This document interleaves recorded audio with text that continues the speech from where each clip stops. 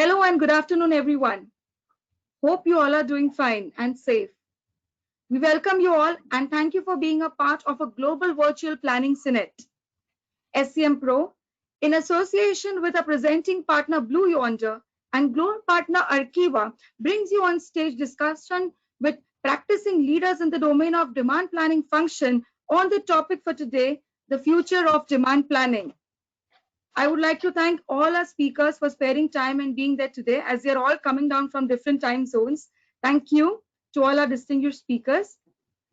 A big thank you to our presenting partner Blue Yonder for their support to the Senate. And I would also like to thank our gold partner Arkieva. I would like to thank all the attendees for coming and being a part of the Senate and certain ground rules to all the attendees today. This platform is on listen only mode. And on the right hand side of your control panel, there is a questions section. You can type in and send your questions to us. We would try to take as many as questions we can. As we are an institute in the domain of demand planning, supply chain, we also have few courses in the domain of demand planning and leadership. The Hangout section has certain brochures which you can check out for your information. The agenda today is also put up there in the Hangout section. Thank you all the attendees for being there. Let's kickstart the day. And to do that, let me invite on stage Dr. Rakesh Singh, Chairman of Institute of Supply Chain Management, to give his welcome address. Dr. Rakesh Singh, thank you.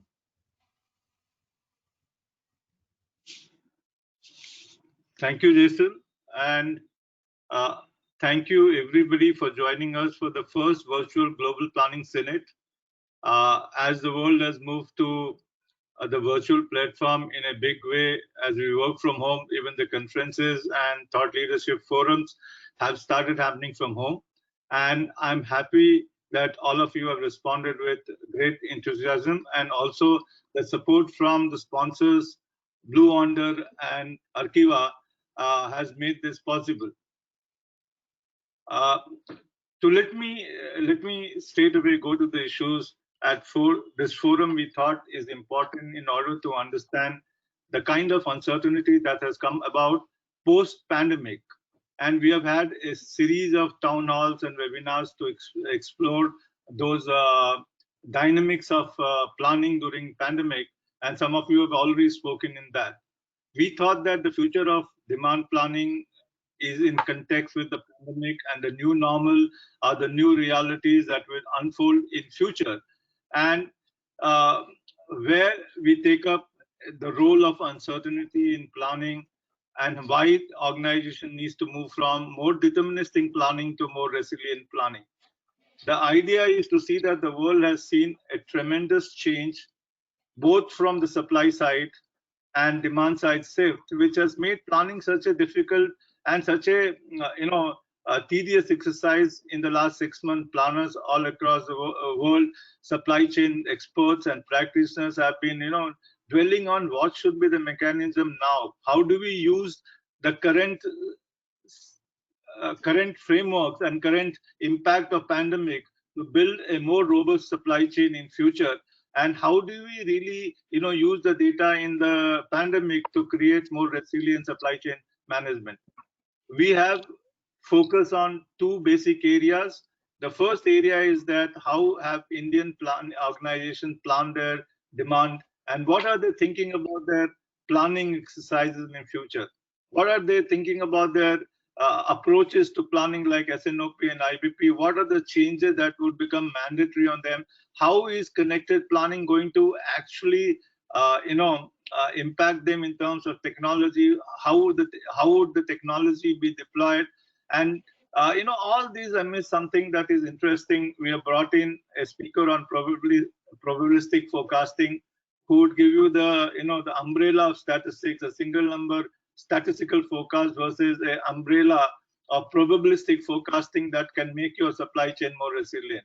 Given the kind of consumption changes that has happened, given the impact of recession, as you see, India has grown by almost 23.9%. This is going to have a huge fallout for the demand.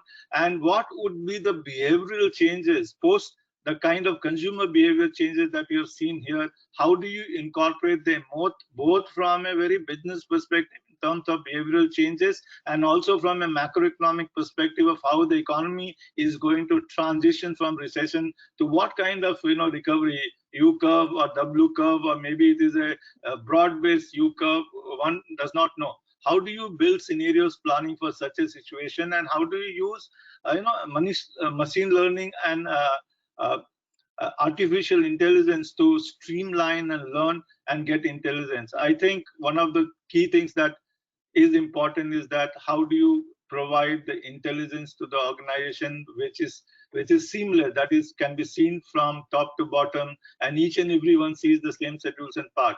And hence we have just focused on these areas which are more critical areas where people are thinking about it, and we have great speakers. I thank all the speakers for have agreed to be here and support ISCM Demand Planning Academy in hosting such demand forums and supply forums across verticals, and also generic one, something like this, which is global thought leadership. So I thank you all for joining, and thanks Arkieva and Yonder for supporting us.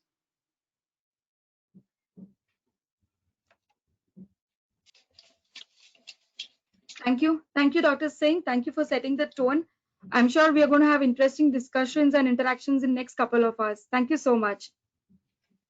Up next, I would like to invite on stage Peter, partner of Oliver Wight Asia Pacific, a leading IBP transformation organization, to deliver his keynote talk on should you throw out your IBP and S&OP processes in the current environment of uncertainty.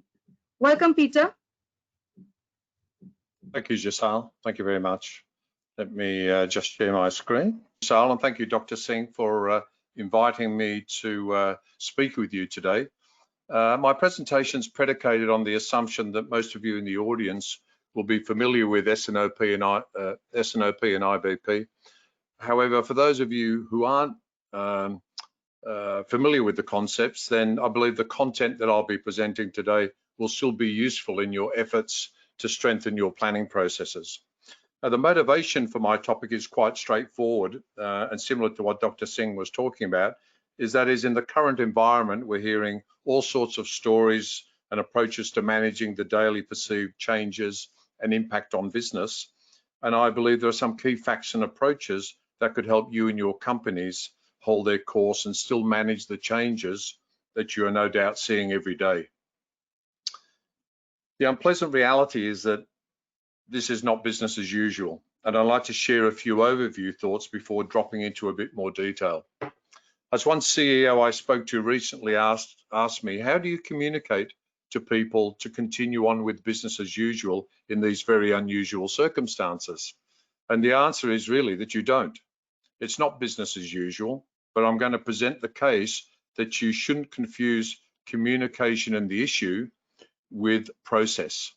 As another CEO we once worked with said about the integrated business planning process, don't lose sight of the fact that process is performance and performance is protection.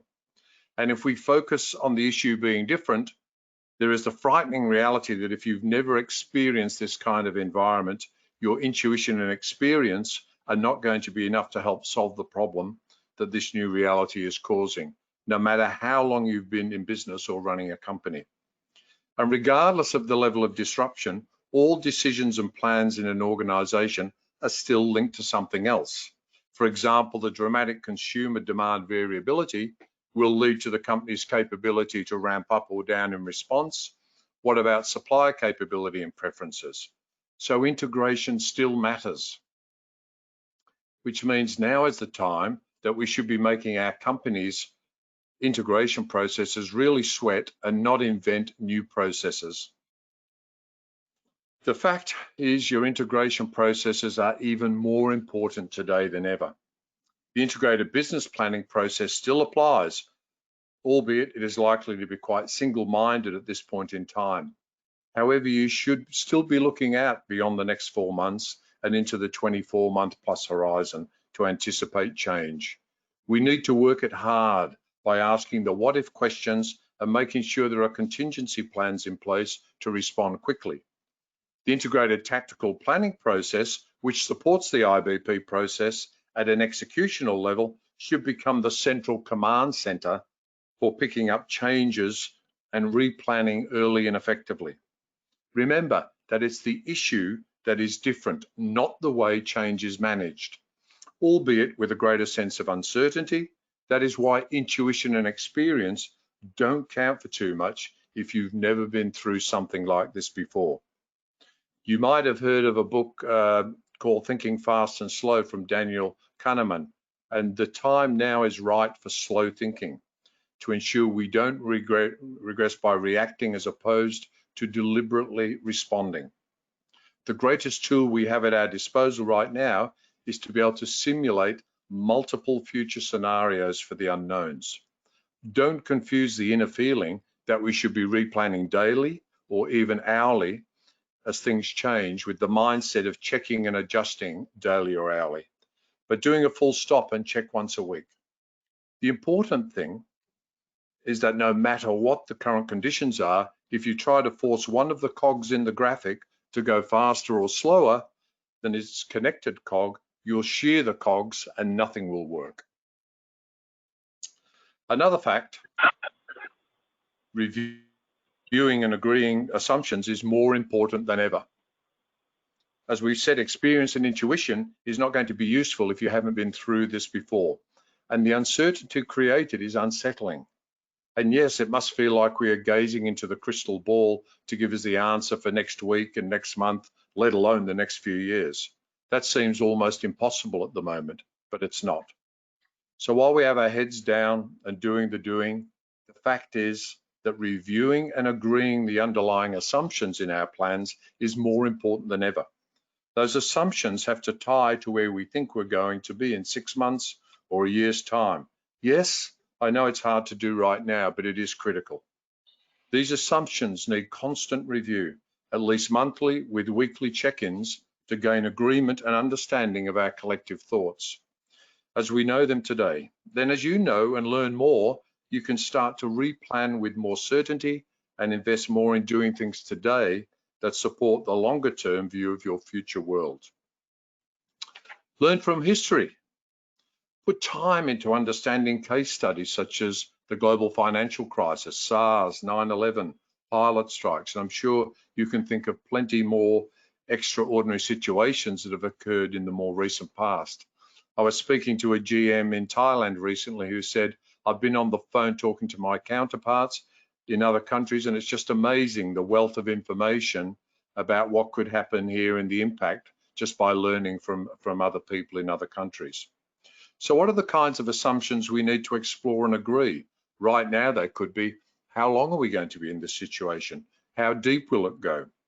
How much channel switching will occur in our business? We're seeing it now. Restaurants are shut, but supermarkets can't keep up. How is consumer behavior and preference changing versus our original assumptions? And what trade-offs do we have to make? For example, availability versus cost. The point is, you've got to be formally asking these types of questions regularly and working up the simulations of impact on the business. We need to be continually learning. This might sound like semantics, but in Oliver Wight term, the definition of reacting is action taken that has no plan or thinking behind it. Where responding is more about action taken that has been considered and deliberately planned. So what does that mean for us right now? It means ask the what if questions, create the scenarios and plan the responses to those that are most likely and most impactful outcomes. Why is this so important? It's important because you're probably feeling concerned, maybe frightened, certainly worried. And my observations over the last few months is that there isn't a lot of joy and celebration going on out there. So we need to be wary of normal human behavior. When anxiety goes up or people feel threatened, and who doesn't at the moment, we will automatically default to our reptilian mode of flight, fight, or freeze. This might get people mobilized to start with, but it will kill creativity, limit the ability to think through options, and can completely miss capitalizing on opportunities.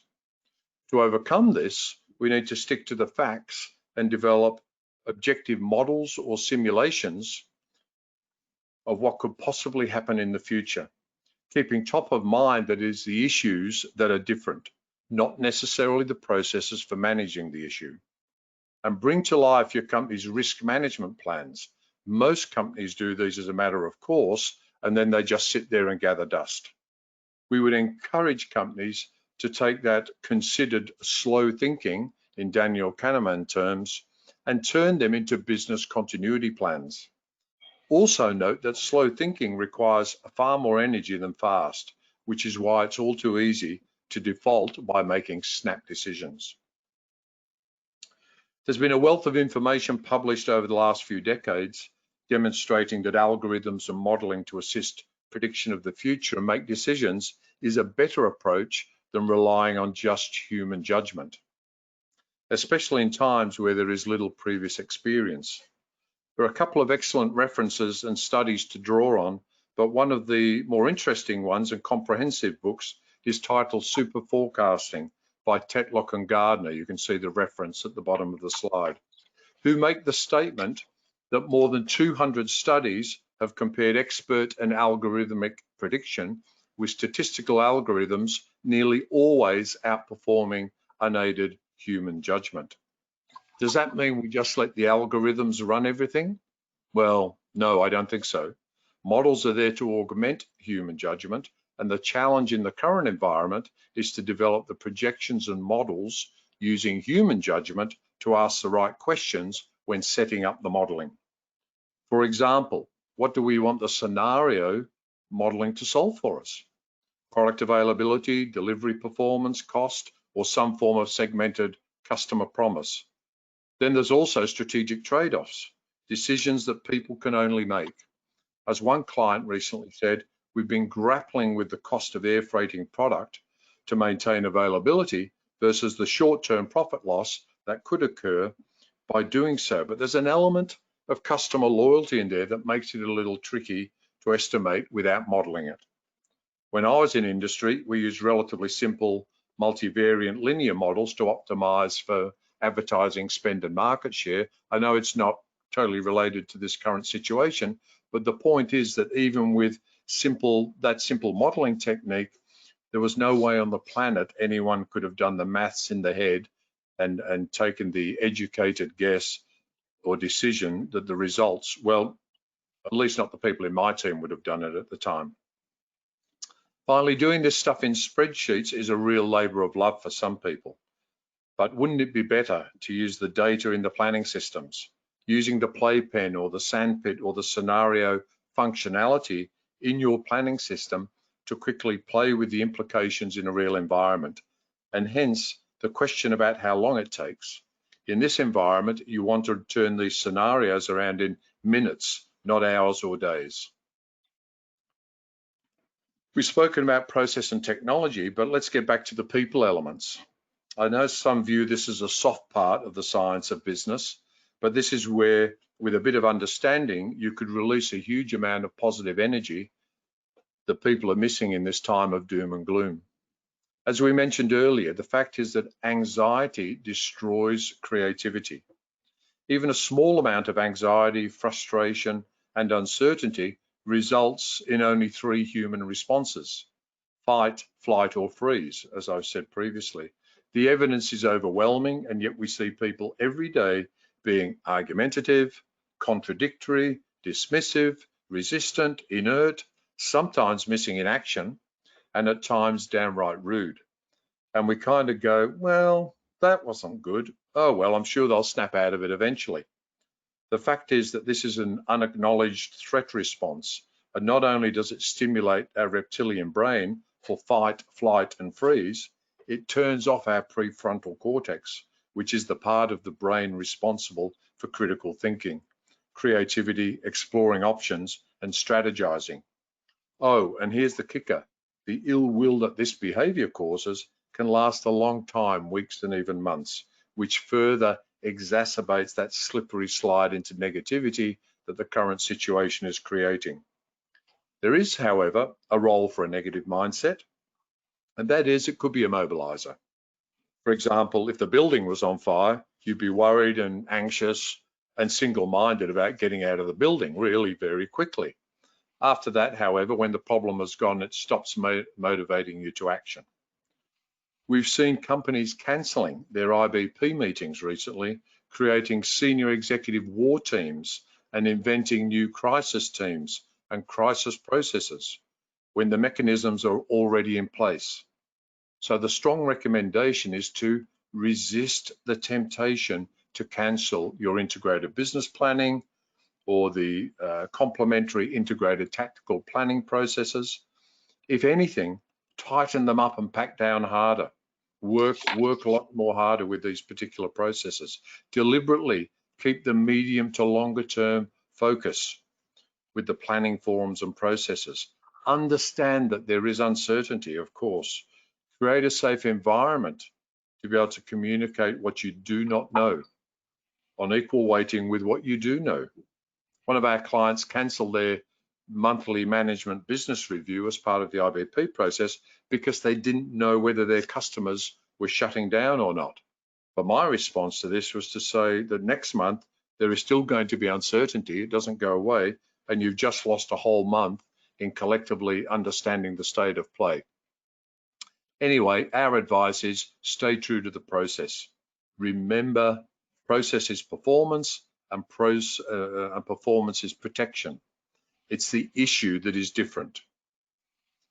So let's explore some of the mechanisms you can use to generate some of that positive and creative energy, keeping on the people side of the topic.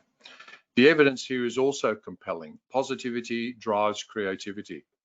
As an example of what can happen, I asked an Asia Pacific regional director recently, how's the current environment impacting you? He told me all the important stuff about protecting people and the restructure they are implementing. But when I asked, so there are any opportunities popping up and how are you managing them? And by opportunities, I meant business opportunities. He looked at me strangely and said, we've been so busy in locking down the business that we haven't even broached the topic of opportunities. But yes, come to think of it, one of our categories is dead, but there is another category showing an upward trend. He then thanked me very quickly and said that he had to go and talk to his team right now. He was in a hurry. That's the anxiety coming out. Even if it is nicely kept under control, it is simmering below the surface and could blindside you. So what are a few things you can do right now to increase positivity and explore the options? Well, literally ask your people. Start every meeting with a question. What went well today? Or this week or this month? What things you'd like to share with the team? Another very useful technique is to move the conversation from problem focused to solution focused very quickly. Also show people who currently play lead roles in your integrated business planning and integrated tactical planning processes that you trust them to use their respective processes to facilitate management of this serious and important issue. This is what processes are designed to do. So leverage them hard. Can you imagine how engaged these people are after the lead team take over their role and start to reinvent processes that are already in place? It doesn't do well for morale. So think and act positive leadership, which amongst other things is comprised of creating strong connections in their teams, elevating the energy and continually steering the team from thinking problems to exploring solutions. And finally, we say, keep calm. But there needs to be a deliberate strategy to gauge people's emotions and organise time to routinely assess and anticipate future events. As one of my clients in Singapore said recently, while everyone is a little stressed, we're keeping calm. We're objectively assessing each new fact as it is presented to us and leveraging our IBP and ITP processes to respond appropriately.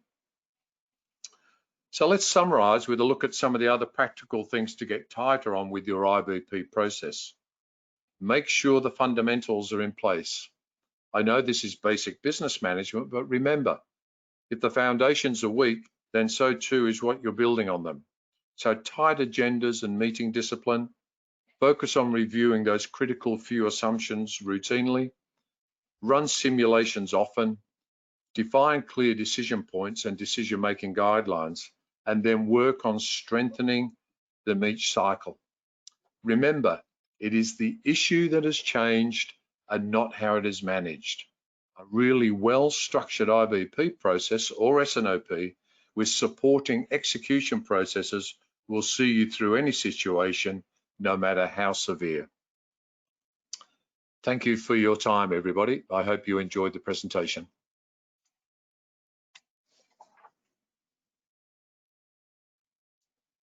Thank you. Thank you, Peter. Thank you for your insights and a lot of positive approaches and your insights in terms of IBP and S&OP. Thank you so much. Thank you for sparing time and being with us. You're welcome. I would request, once again, let me thank our presenting partner, Blue Yonder. At Blue Yonder, they are helping some of the biggest companies in the world modernize their supply chain using cloud, AI, and machine learning. Built to fulfill customer demand with immediacy, personalization, and convenience, their solutions orchestrate and optimize inventory and labor from end to end in real time, while creating amazing customer experience. With Blue Yonder, you can deliver to your customer when, how, and where they want it using the world's #1 digital fulfillment platform. So let me invite on stage Vinod Mathur, Senior Director Strategic Services at Blue Yonder, for his talk on machine learning based forecasting. Vinod.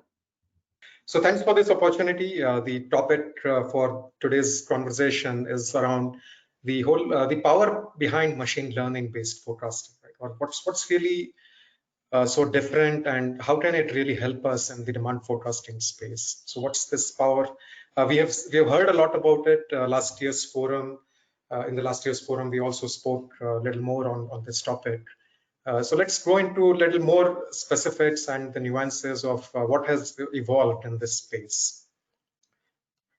So the need for machine learning is well established. Businesses are looking for these two aspects in terms of how can I improve what can be predicted, and the ones that the situations or events that cannot be predicted, how do I manage those? How do I get a good handle on those events, right? And businesses are looking for approaches where they can improve their forecasting, not just use the traditional statistical regression models, but how do I now leverage all the new data that's now available, both internally and externally, and can I start automating some of these processes? What more can I do with all the data that I have?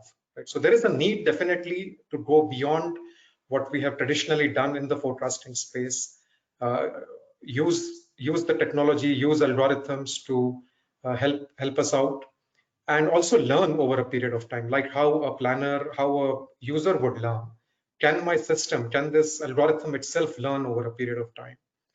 We all understand, being practitioners in this space, experts, solution providers, consultants, we do understand the importance of improving the forecast accuracy.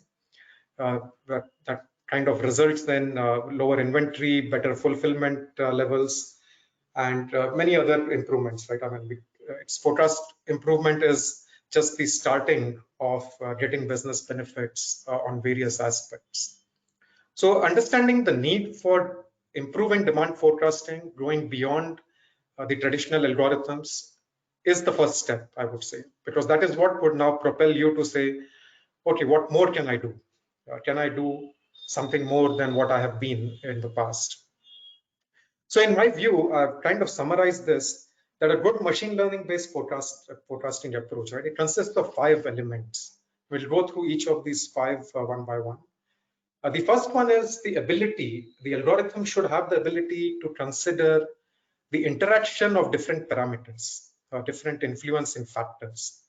Right? For example, if I build a traditional approach, a traditional algorithm, it would look at each of these influencing factors kind of in isolation, that, okay, how does promotion impact my sales? Or how does the day of the month or day of a week, or how does the weather forecast or competitor activity, right? How are these parameters influencing my forecast?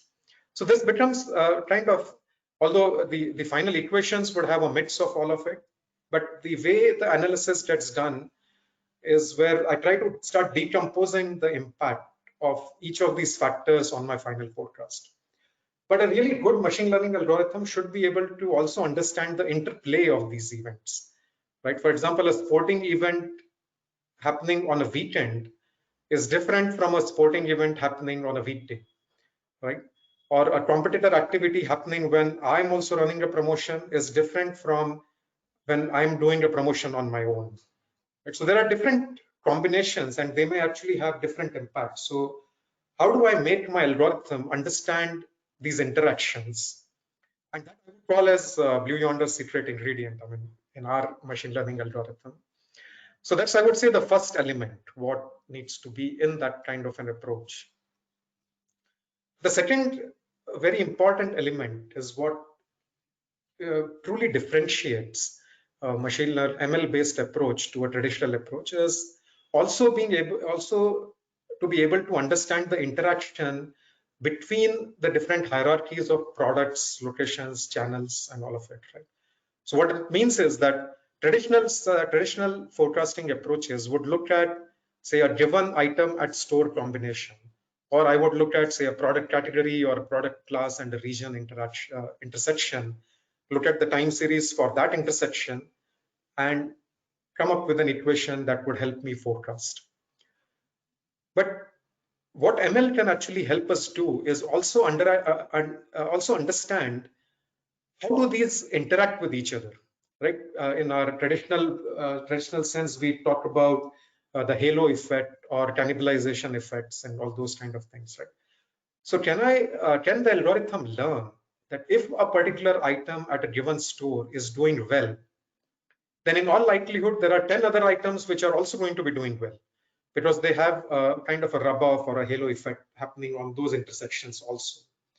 Right, so it's not so easy to model these kind of interactions in a traditional approach, but with machine learning this becomes easier, where it can understand, say, overall at that particular store or in that particular DC or in a region, does price play a larger role or not. Now I don't need to tell the algorithm on what are the intersections to check for. A good algorithm would automatically detect these kind of aggregation points, the summarization points, and figure out on its own on are there interactions or impact which are going across the different hierarchies or across different intersections, right? So that I would say is the second key element, what is essential or what should be in a good ML based forecast. Not just that, there is also the whole new product planning or new product introduction.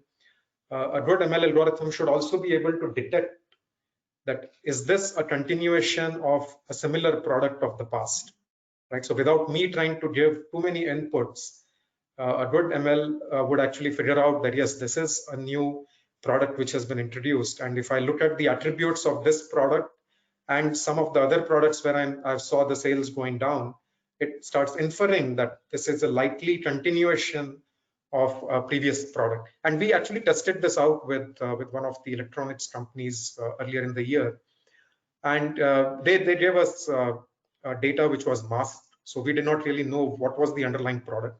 So they were dummy product names, but the history was real, and the algorithm is actually able to understand and infer. And we were quite very accurately able to connect that this was the old product and this is the new product into which it has transitioned. And that was quite surprising for the customer to, for the business to actually see that an algorithm can actually detect such kind of relationships. So that's the second one.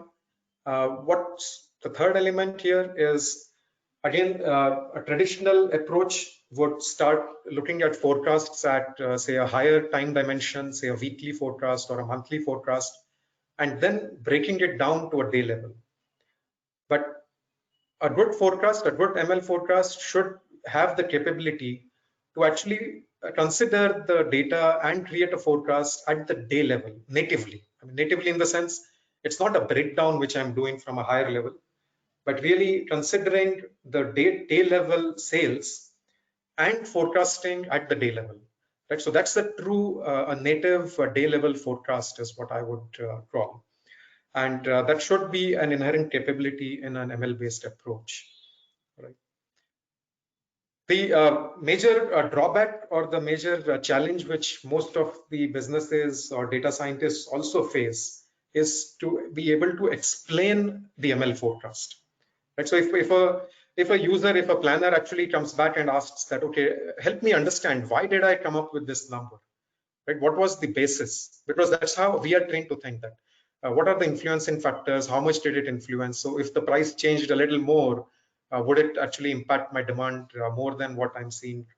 Right. So the explainability of machine learning algorithms is the fourth critical aspect that should be in there. And as you see here on a screenshot, right? So for example, I see a future forecast. Okay, is it primarily getting influenced by the event or the price or weather, or what really is influencing my future forecast? And the fifth is what we have also been discussing in the past, or even earlier in the day today, around the whole probabilistic forecasting. Right. So as you see, these two distributions of forecast, it has the same average value, the same mean value. But as you can very clearly make sense of, the way I would treat the first product on the top, which is with the lower uncertainty, which has a very tight distribution, as compared to the other product, which is on the bottom part of the screen, which has a very high degree of uncertainty and a large tail on the probability. I would treat them differently, right? So even though they have the same average value, which a traditional approach would give me, but my treatment in the supply planning would be very different. So hence, getting a view of what's the underlying the probability distribution function of that forecast element, right? And now what I'm really talking about is, if you try to combine point number 3 and 5, you really need a very, very strong ML algorithm here, right? To be able to do this at every intersection at the day level is not an easy task, right? I mean, it needs to be, the algorithm itself needs to be very scalable and very robust, right? So I would say these are the 5 elements that should be in a good ML algorithm used for demand planning or for demand forecasting. Faced with the current times of COVID and all the disruptions that we are going through, does it work? So we actually have a few customer quotes. I cannot put the names here for proprietary, for confidentiality reasons.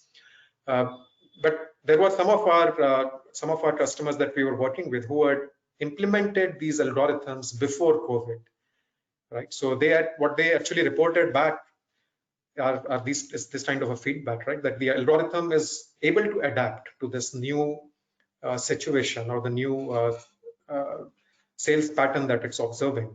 So they did not really find the need to put any kind of overrides in there. When they saw that some stores were performing differently from other stores, the model is also, it was able to catch this nuance. On the inventory side, what some of our customers who were using this found that they were actually experiencing better fill rates, better service level performance on categories where they had already started using the ML-based algorithms. And they actually found it to be easy in terms of working, that they could just allow the system to run, and the planners were then just focusing on making sure the supplies are aligned to what my forecasting models are saying. Right? And the third aspect around automation, this particular customer was wanting to put some overrides, but then they figured out that the model had already caught the trend, and they were already reacting to the changed scenario. So they did not have to actually put overrides into the system, right? So these are some. So the question basically kind of answers the question that, does this work in a turbulent situation or in such kind of a large-scale disruption? It does. I mean, that's what we have seen. And what I would even go to the extent of saying that these kind of disruption events, like what Peter also said, that I mean, it's not the time to throw all this and really go back to a war room kind of a situation. But these are probably events which should compel us to focus on improving the algorithm's capabilities, improving the processes underneath that would help us utilize these numbers and get the business benefits that we are looking for. Just to summarize again, the value, definitely it was what we talked on the first slide. Businesses have actually seen that kind of improvement in accuracies and not just the forecast accuracy, right? Because forecast is, like all of us know, it is just the starting point in my entire planning cycle, right? So actually deriving value in terms of the final growth, in terms of inventory reduction, wastage reduction, and all of and the margin improvements, that is what one would actually see at the end of the day. And this is something which at least the businesses that we are working with, who have taken on machine learning as the default approach, have started seeing. So just last point here, I mean, the last slide from my side in terms of how, if we, okay, now that we understand there is a benefit in using machine learning, so how do we make this work? Are there certain guidance, certain guidelines that we need to be aware of, right? So it needs to be accurate by definition. I mean, if we are going to move from a traditional approach to a good ML algorithm-based approach, it should give us better accuracy, definitely. With minimal effort, to the level possible, I should be able to automate. It should be able to deliver results. There has to be a robustness. So we all also know the common phrase in terms of garbage in, garbage out. But now the question has moved beyond that. The question now is that my data is going to have outliers. It's going to have input which may not be reasonable, which may go beyond the normal conditions that are expected. So is my algorithm itself able to now figure out these kind of outliers and treat them appropriately? Right. So I cannot now go back in today's age to say, oh, there were too many outliers in the data and hence I could not make it work. Right. So the algorithm itself needs to be intelligent enough to find a way to deal with these outliers. Right. And ML, it should also make sure that we are not overfitting, right? Because overfitting would then lead to it would not be able to catch trends as they keep changing, because it's really looking at, or kind of memorizing is the right word, that it's completely memorizing a past pattern rather than trying to extract or abstract out a pattern from there. And the other pieces we talked about, that it has to be explainable and has to be something that can be run with minimal intervention from planners or from people in the organization, right? And just the last point here is that the kind of intersections and the granularity that we are talking about, it has to be scalable, right? Today, what we commonly kind of joke about or talk about is the biggest competition is the do-it-yourself kind of an approach that many organizations may have. Because of the ease of creating programs for data, I mean, using data science algorithms, there's so many libraries, so many packages which are available free on the internet. It gives us, I would say, a little bit a false sense that I can do it on my own. I don't need any expert to come and tell me what should be done. So while I agree that this may be useful when it comes to prototyping or creating POCs, but when you actually have to run it in a production environment, it has to be robust, it has to be scalable, it has to be production grade, right? It has to be tested for all those capabilities, all those skills, fail-proof. Right? I mean, it requires a different level of robustness inside, as opposed to something which a person would just write in their spare time, or maybe in a 1 month, 2 month kind of prototyping. So that's what I would end with. We at Blue Yonder do believe the AI or the ML in the supply chain can really help save the world. And that's what our theme is when it comes to using all these algorithms to improve sustainability in the supply chain across the world and making this a better place. That's all I had. Thank you. If there are any questions, we could take that now or later. Thank you. Thank you, Vinod, for sharing your insights and sharing the need of machine learning and the way to forecast. Thank you so much, Vinod. Thank you for being there and sharing your insights. And I also would like to again thank Blue Yonder for their support to the forum. Thank you. Vinod, I request you to kindly switch off your controls and go backstage. Thank you. Let's move ahead to the panel of the day, the first panel for the day, where our speakers would be discussing on building resilience in planning, the Indian experience. And I would like to invite on stage Ashish Pande, Head of Supply Chain South Asia Region, Nestlé, Saurabh Lal, Director Supply Chain India and South Asia, Kellogg's. Somnath Das, Director Supply Chain from Bedoff's, Nivea, India. Amlan Bose, former VP Supply Chain and Logistics, Ford Motor Company, and currently COO and Senior VP at SmartLinks. Anirudh Srivastava, Head of Demand Planning and Supply Planning at Mahindra Rice. And Dr. Rakesh Singh, Chairman, Institute of Supply Chain Management. I would request Dr. Rakesh Singh to kindly lead the discussion, invite you all to come up on the stage, and request all the attendees to kindly typing and send your questions. Thank you. Good afternoon. We start with the first panel of the day. This is largely a fallout of the two speeches that we had from Peter and Vinod, building resilience in the Indian organizations post-COVID. And I think while discussing with one of the panelists, a great idea was that we don't discuss too much of what happened during the pandemic, but we take the trends from the pandemic and visualize what we can do in future and what we have been doing in present. So I will straight away, go to Ashish. And Ashish, you have been dealing with essential commodities and essential product. What has been the major learning from the pandemic in terms of building a more resilient supply chain or resilient planning processes and moving away from the deterministic one? You have to unmute yourself. Unmute yourself. So thank you, Dr. Singh, and it's a pleasure for me to be on this forum. I think the question that you asked is a very vast question because there has been so many learnings for all of us in last 6 months. But few things that I would talk about in the context of food FMCG, where I represent the company. One is that all the BCP that we talked about before pandemic, right, and we all convinced ourselves that we had good BCPs in place, was not true. The BCPs were there for a particular site or a particular line or a particular product family.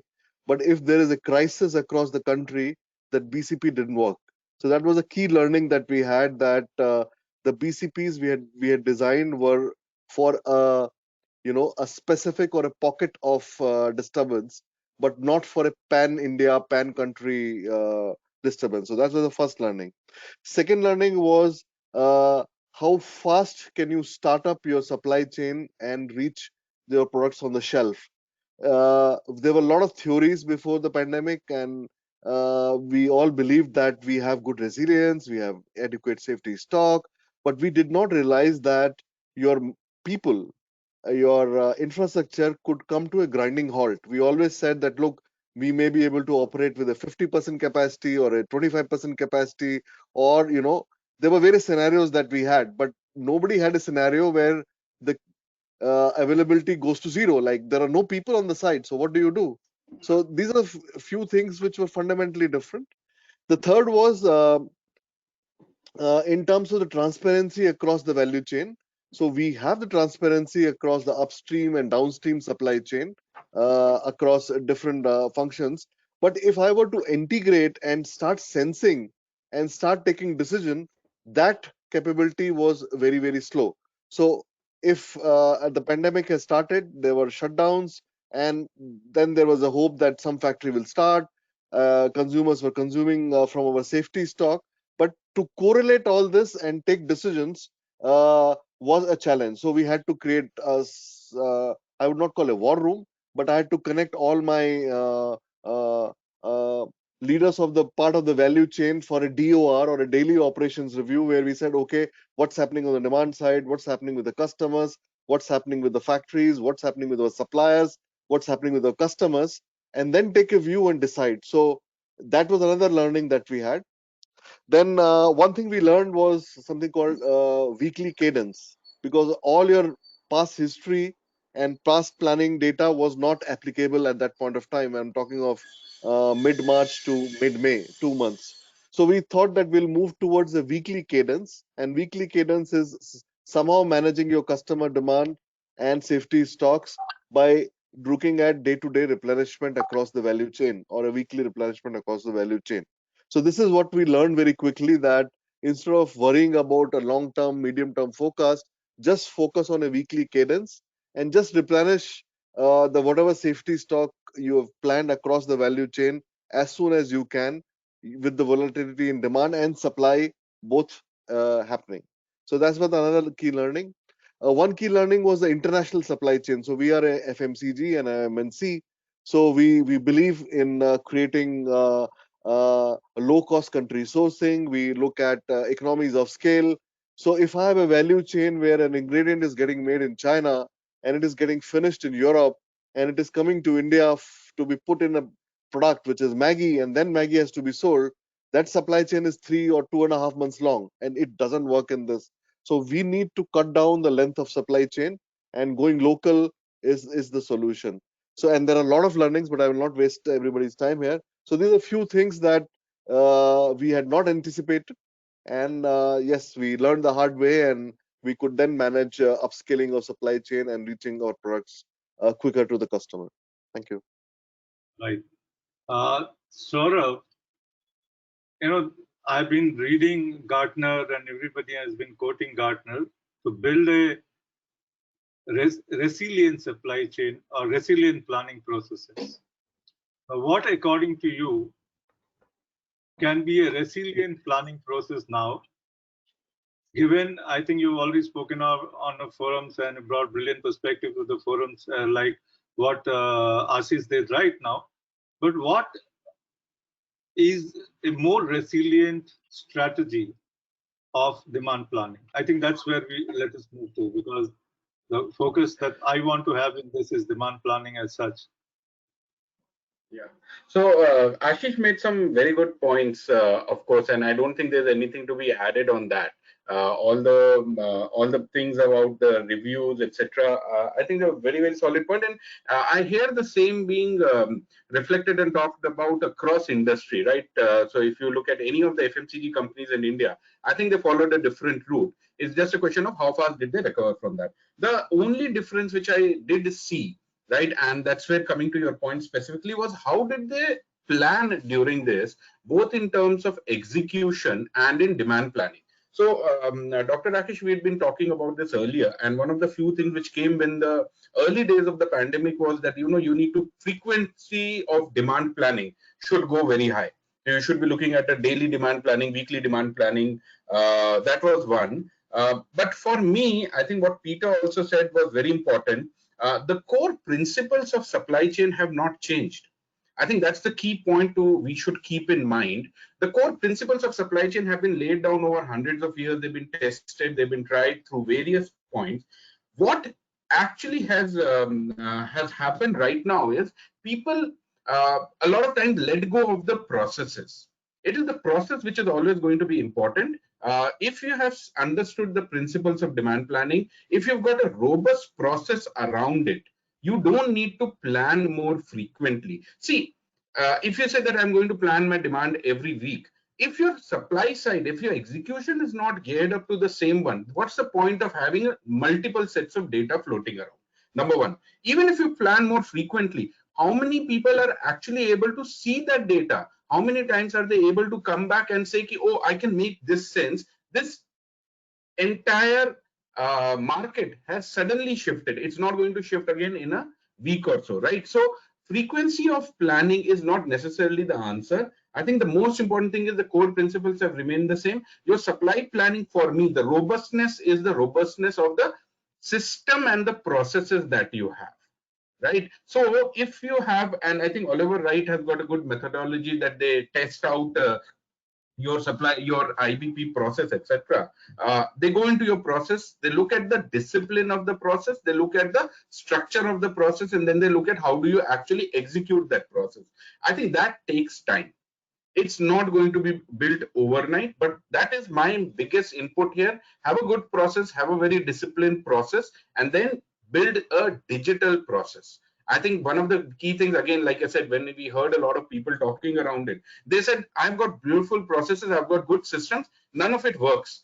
right? So I'm back to instinct and WhatsApp and emails and phone calls to do my daily execution, right? So a second part of a process for me, besides a disciplined, discussion forum, would be a good digital process where you're able to bring in data from various points, you're able to visualize it, and you're able to present it to the top management who can look at it, look at the trends, look at the graphs from various points, and then make a decision around it. If your data is fragmented, if your data is not transparent, if your data is not visual, it'll be very, very difficult to just say that I have tons and tons of data, but I'm not able to make any sense out of it. I'm not able to provide the actual fodder, right, to take good decisions. So those two things in my thought, Dr. Rakesh, are very, very important: a disciplined process and visualization and interconnected data.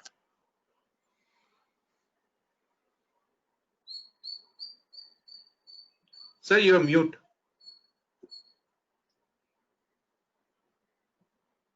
The whole question of visualization is also a larger building the skills of interpreting data, as Vinod said in one of the slides, and interpreting and understanding and making business sense of out is almost a horizontal activity across the organization, and skill sets are very important, and that's one element which I think has remained static even during the pandemic or even post-pandemic. We have been more firefighting in terms of our supply chains rather than building in these skills and these processes and these capabilities.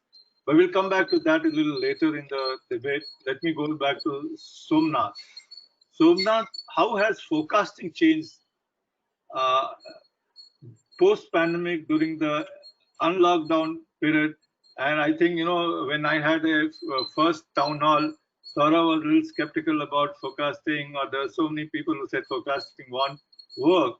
And suddenly I see that there is a little focus towards forecasting, and people are realizing how to forecast and the way to forecast. So what are your views on that?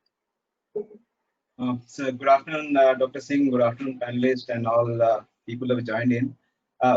Interesting question, but I'd probably break it into two parts. One is that what is changing in the near future, and how do we cope with that? And do we really need to change something in the long term? Is anything fundamentally changing? I think there is no doubt in all our minds that there's something that is definitely changed from the near-term point of view. Right? Especially if you talk about the Indian context, there is a lot of change both from a consumer side. There's a huge consumer behavior. There's a huge change from a market structure. The contribution of the channel mix and so on. And I think there's a lot of self-led, organization-led choices that people are making in terms of assortment, in terms of a lot of trade-offs that we are doing, which Peter also talked about, in terms of cost versus availability, in terms of top line versus bottom line. What is changing now, I think, is people are getting far more sharper in their choices, which probably was not there earlier. So in terms of assortment, we are getting much sharper. We are being much more decisive. In terms of trade-offs between top line and bottom line, what kind of choices we make, I think we are far more decisive. And I think that poses new challenges for the demand planners, particularly because it creates new scenarios for them. I definitely agree to what Saurabh is saying, is that fundamentally the principles do not change. But a lot of things that we were able to do without in the past, I think that we need to include. I mean, we have always been hearing about scenario planning. We have always been hearing about connected supply chain and so on and so forth. But never before, the need for that has arisen so sharply as it is now. Right. So principally things do not change, but I think we need to pick and I think explore things which are far more relevant now and work on that. Again, I completely believe that there is a range check that we need to do at a shorter horizon than which is required, whether it is on a weekly basis, whether it's a fortnightly, is the kind of contextual thing. But range checks in terms of assumptions that we have made for creating the scenarios, range checks in terms of new learnings that are happening because of changes in the market. I think this is something we should be doing continuously, and that, you know, it does not mean that we change our plans every week, but it definitely means that we get new, you know, insights and new inputs, and we probably action out basis that. So I think this is what is, you know, in my opinion, what we would be looking at in the near term. There would be, you know, challenges. There will be efforts which will be significantly higher for the planning team and the demand planners, and also we will also need to look at how do we automate some of this. As we speak, we also understand that the entire value chain or the go-to-market of India is, you know, changing, and is not really opened up to the full extent as pre-COVID. And I think, you know, it is a journey. It will take some time before it gets. And once that happens and the whole market structure stabilizes, probably, you know, we can look at a little more longer horizon and get back to a little more stable, you know, ways of, you know, forecasting and planning. Thank you, Sobnath. And let me go to Anirudh. Anirudh comes from Mahindra Tractors. He handles automotive, trucks, and buses, the demand planning. Anirudh, what's your view on forecasting as a basis for demand planning? You do a very hardcore forecasting using ML and AI. What is your view on this?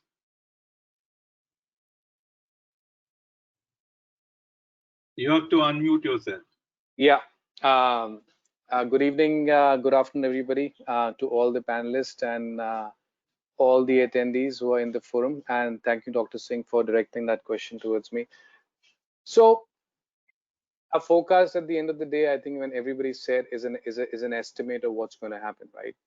So, given what happened recently, I would say it's an anomalous event, it's an outlier, but you still have to tackle it. So how do you tackle it? I think Mahindra, the part that I plan for across all sectors is spares. And spares planning is something where all your skills come to the fore because the unpredictability is so high. There is nothing, there are few things that are stable, and there is a lot more things that are unpredictable. The tail tends to be longer. In this case, a customer cannot come and say, hey, I don't want this, can you give me an alternative? Or I drive this vehicle, so can I get another spare from somebody else? So the customer is captive, but the requirements are not replaceable. So it's not like you can substitute one demand with something else. So we are managing actively over 70,000 SKUs a month, okay? And the scope of spares across models, across the different segments is different. So for us, we have to keep the vehicle going, right? That's the plan, and that's just not for automotive. It's for farm, it's for trucks, for buses, everything. So first thing we did, we went in phases. At the end of March, when everything shut down, we knew that there's enough inventory in the pipeline because we were planning for April and May. Also, we knew that demand's going to subside, right? Because dealerships are shut, there are no walk-ins happening. Availability of manpower is an issue, and so our supply is shut, right? So whatever we had in the pipeline, and as long as the trucks were moving, whatever we had in the pipeline in the warehouses, we could use that to fulfill demand as and when it's coming, right? So we had enough inventory to buffer any variation of whatever demand was coming. So what was our pipeline? Suddenly, instead of a 1 month or a 45-day pipeline, became like a 90-day pipeline. So as soon as we opened back up in May, guess what? We were fine in May and June, right? So it's not about forecasting per se. I am able to fulfill demand from stock, right? So I know what I have. So I do not need to forecast right now. Let me fulfill my demand from stock. Next situation came in, well, I'm eating up into my inventory, demand's picking up. Should I use my historical data and use these last 2 months as outliers and just go with the same? Should my sales team come back and say, what is the activity happening in the market? So things started coming, like walk-ins have started to increase. My vehicles in the repair shops have starting to go up. So we used some guesstimates because cash was also king. So cash started driving the forecasting, in the sense we went to a weekly frequency of forecasting or replenishing plans, making replenishment plans. But also the fact that all our scenarios started to become very short term. So there were import parts in the pipeline which had longer lead times. Guess what? Let that pipeline come in. Do not add anything more to that pipeline. We'll see what happens. Demand's lesser, so that means I have more than enough in my pipeline. So all those things we started to take. Then manpower became an issue. Okay, now I have enough demand to pick up. I've also placed some requirements on suppliers, but can I really deliver to that level that I want to deliver? So in spares, we try and deliver upwards of 90–95% service. So the question was, at this point in time, if my warehouses are only open for 25% or 30% or 40%, depending on red, white, red, yellow, green, which zone they're coming in, does it even make sense to keep my safety stock so high and increase my pipeline so much when I can only deliver maybe a 70% or a 60%? So immediately you cut your safety stocks down, because now you're saying, well, let me use my existing inventory more wisely. Third thing, when the manpower started coming back up, guess what? These suppliers couldn't ramp up sufficiently enough because the demand was pent up, demand suddenly shot up. So now what do? You still have to react to this. So back orders started to go up. So in those times, conserving cash or delivering service, there has to be a trade-off. And that's what we did. We systematically used our inventory wisely. We used our cash wisely. We tried to use our manpower where it was needed to deliver the critical parts to the service centers. And then we started building our pipeline back again. So to me, the forecast kind of went into the background, and in came your cash management and your supply management and your execution. Instead of S&OP, we went into S&OE. So that would be my feedback, my comments on this. Thank you, Anirudh. And I think that indeed is a good learning for all of those who are not from the automotive segment and do not deal with spares. And that shows the dynamics of shifting demand in a more random way, and how randomness has to be managed in the process. Going back to Ashish, what are your views in terms of forecasting? I still want, FMCG forecasting processes, how it's changed as a part of your S&OP process.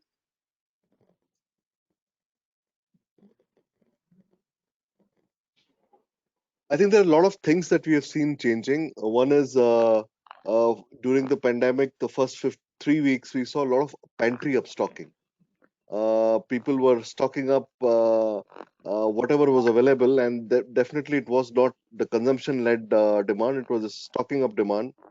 The channel mix changed because there was a national lockdown and curfew. So e-commerce took off, and in certain categories, we saw that demand went up 5x, 3x of the baseline. So that happened. The modern trade or organized trade didn't have the footfalls. Even still now they are struggling. So the channel mix changed completely. So that is one thing that we need to model going forward, because this is not going to come back to the pre-COVID level.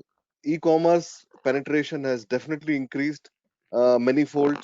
For FMCG foods, the e-commerce was 3 to 4%. Now we see e-commerce already at 6 to 7%, and our internal estimate shows that it will go to 8 to 9%. But it's not going to go to 20% or 30% like China. So that is one modeling that we need to put in the channel mix. Second is with out of home channel all lockdown, the in-home consumption has gone up. So if you were say in office and you were drinking 2 or 3 cups of coffee, now you're not going to office, but you still like to drink those couple of cups of coffee at home. Now, will you drink mainstream brand, or will you go to a premium brand like Nescafe Gold? So that is another thing that is happening. We see in-home consumption going up and a shift towards premium brand across SEC A and B and big towns. So there's a shift in consumption of consumers that is happening. Now, out-of-home channel will come back sooner or later, right? We already see in lockdown 4 and other things, unlock, it is opening. But will it go back to pre-COVID? Answer is no, in at least the next 12 months, right? So this is again a modeling change that we need to do, where in-home consumption is increasing for certain product categories and a propensity towards the premium brands, which is going up. Third, we saw that people, when and especially in foods, people are concerned about immunity. People are concerned about health, right, and wellness. So all the B brands or the brands which are not giving assurance of immunity and health and wellness, they have lost out, right? So that's another change which is happening is how do you position your products to consumers? Earlier, there were a lot of other methods of value proposition that we are giving to consumers, but slowly now everyone is moving towards immunity, health, wellness. So there's a marketing or the way you target your consumers is also changing, and that will also have a link in terms of what the demand patterns will go in. So that's another thing. The other thing we learned with our social listening skills with our communication team was that a lot of people are Googling or are on Facebook, or the conversations are happening around recipes, different things that they want to cook at home. Now, we need to find a mechanism, and I think machine learning would help there, where we can pick up these conversations. If people are talking about baking cakes at home, yes, they're going to go and buy ingredients which are going to help them bake the cake. Now, do we wait for them to buy from the shelf and then we come to know through our customers that replenishment is done? Or should we have some social listening tools where we know where the conversations are and then we start doing that? So that's another thing that we are doing with our media team and social listening team, that give us some these insights where we know what conversations are happening. Now, how do we model it into our demand planning? We don't know, but we know that something is going to happen, right? So there are a lot of these things which are happening, but I again agree with what Saurav and Somnath said. The basic processes need to be placed. The S&OP process has to be in place, because you need to plan for medium and long term in terms of your long lead time items, your capacities, your commodities, your materials, your investments. So those processes will remain. We'll have to remodel few of the things that I talked about in our demand planning process. So we use SAS, which is a forecasting platform which uses machine learning. So we have data that we have put in for last 3 years there, but now the last 4-month data is an outlier, and that has to be modeled in. So that work is going on with our demand planning team. So there's a lot of work that needs to be done, and there are some shifts which are fundamental, like e-commerce penetration going up, in-home consumption going up, people move towards premium brand at home in across SEC A and B, and move towards brands which are promising wellness or immunity. So these things need to be modeled, and the weekly cadence that I spoke about, that will work, because we know that what are the safety stocks across the value chain, what should our customer hold, what should our distribution centers hold, what should our suppliers hold. So that in medium term and short term will continue. And I think over a period of time, we'll all be wise, and we will find ways and means to manage this chaos, and we'll learn. So that's how we are doing in Nestlé, and every month is a new learning. One simple example I'll give you is we are tracking through the AC Nielsen very closely, that how is the consumption coming back, and we saw that consumption was back to 80% in June of the pre-COVID levels, and in July it has reached 102% in urban, but in rural it has gone to 110%. That means rural consumption is actually higher than the pre-COVID consumption now. So that's another thing that we need to see, that what's our route to market in rural, and rural is behaving differently for a lot of reasons, and that also needs to get into our planning processes. So a lot of things we are trying to model, and in some places we win, some places we don't, and we learn. And so it's a very exciting. I've not spent so much of time in demand planning in last 6 months in my career that I have done during pandemic. So very interesting. Thank you. Thank you, Ashish. I think that that's a very good elaboration of demand planning. And all said and done, all what you said was that we need a good intelligence from the market. And this is the time when intelligence in terms of category consumption, shopper buy frequency, brand preferences, media consumption, and what all that can change the buying behavior, even the length of the pandemic, all those things can change the way you really need to model your data, and this insight has to be the guiding factor in the long run. Yes, the length of this insight may change weekly. Cadence, as you call it, is a good insight into the whole process. I think all three of you at least have pointed out that a robust S&OP process is an important element, and I think listening to Peter saying that nothing has changed. The process remains the same. The issue has changed, and you need to tackle the issues within the processes.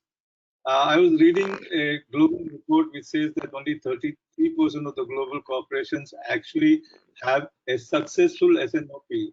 And the most often the mistake they make are short-term focus in their planning, which has become very abound during the pandemic, to the role of the budgets. They're driven by budgets, and not budget is the input process, but budget is what it drives. And third thing is what Anirudh says in terms of S&OP to execution. The execution is very, very different.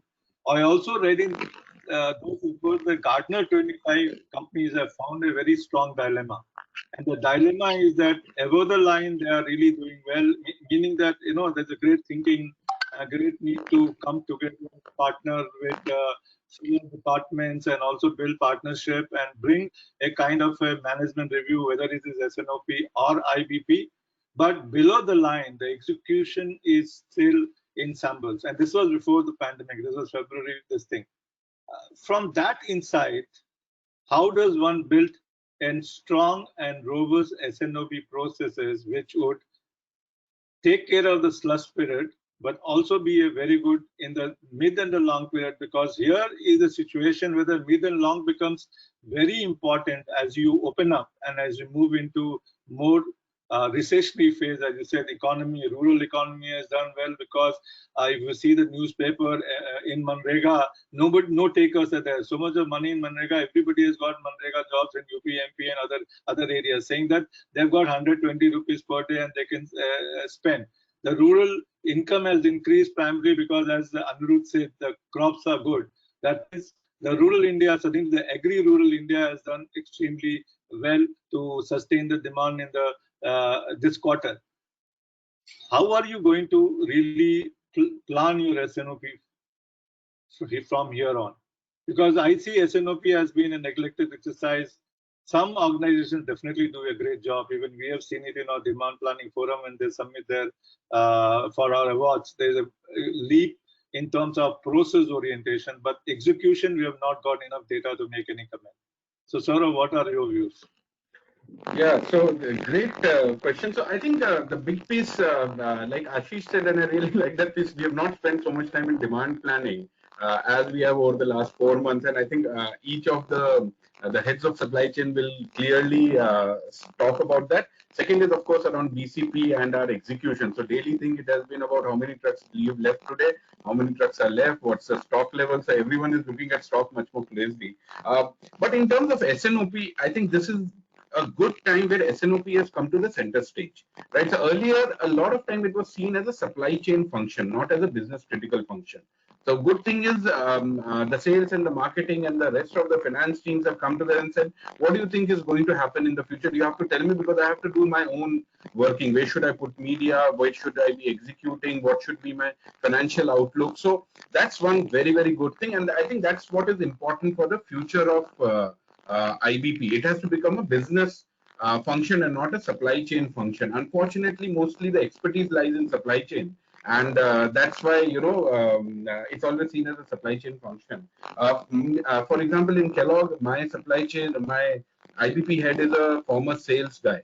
So that helps him integrate and understand, what is the sales language being talked about. So that's one. Number two is the demand drivers have changed, right? Marketing has cut down its costs. There's a lot less advertising going on. There's less possibly in-store promotions, etc. And that would mean that your demand is getting changed. So how do you respond to changes in that? So if they are doing more digital advertising, how do you track the impact of advertising? That's going to be important. So do you have someone who looks at ACOS, right? Who looks at what's been the advertising cost of sales, as they say in Amazon, or the ROI when you run ads on Flipkart, right? Which of your ads are being more effective, and therefore which products are getting impacted there? Have you built in a tool which can draw in data from the various online e-commerce platforms and then feed it into your demand planning? Do you use that? And that brings to the next one, where basically it is to become more channel focused. Again, Ashish and Somnath have talked about it, right? It's about the channels. So if there's much more coming from e-commerce, does your IBP process do a channel cut? Do they look at changes in the channel which are happening? For example, again, right now we are seeing MT is down, right? But MT is not down across the country, perhaps. It is down in places where the MT was co-located in large malls, right? Tomorrow when MT comes back, and maybe they'll come back very, very strongly with all the news which is going around, are you prepared to keep your eye on it, on that channel, and say, how is that channel changing, and therefore is your response changing there? So that's the second one. Third one, the fourth one is what if analysis.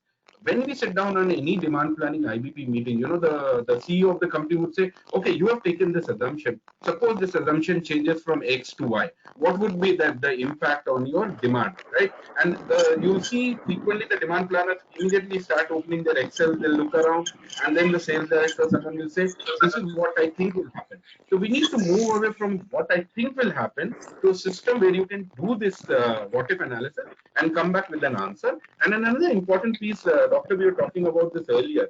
From 10, 15 years back, I used to work, I worked on something called DMUU, decision making under uncertainty. So it was a tool which was integrated with Excel as well, and it gave you a probability of a particular output happening, right? So you could give a range, or you could give the boundary condition. It would do iterations between 2 or 3 different parameters and come back with the most probable outcome, right? That is something like a what if analysis. You're never going to have a yes or a no answer. We are going to be much more probabilistic, right? So that what if analysis, a system which can help you do that, is extremely important. Now, whether you run it every week, every day, or every month is up to you, right? But whenever a question is asked, or an input changes, you need to see, okay, so this has changed, what is going to happen for me?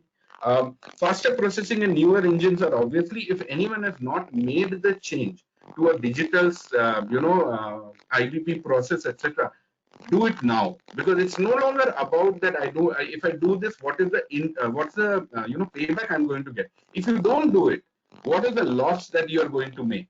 Is the question that you need to put to your business, right? So faster processing, newer engines, etc., are important. Last part, the fifth part would be, we have to get the connect between demand, supply, forecast. Right now, all of us would talk about M-2 forecast, M-1 forecast within the month outlook. And M+1, we look at our accuracy and we forget about it. How do you use what happened during that month in the M+1, M+2 analysis to improve your IBP process and your demand planning process, is what for me is going to be important, because you need to learn from the past, not just saying my accuracy is increasing.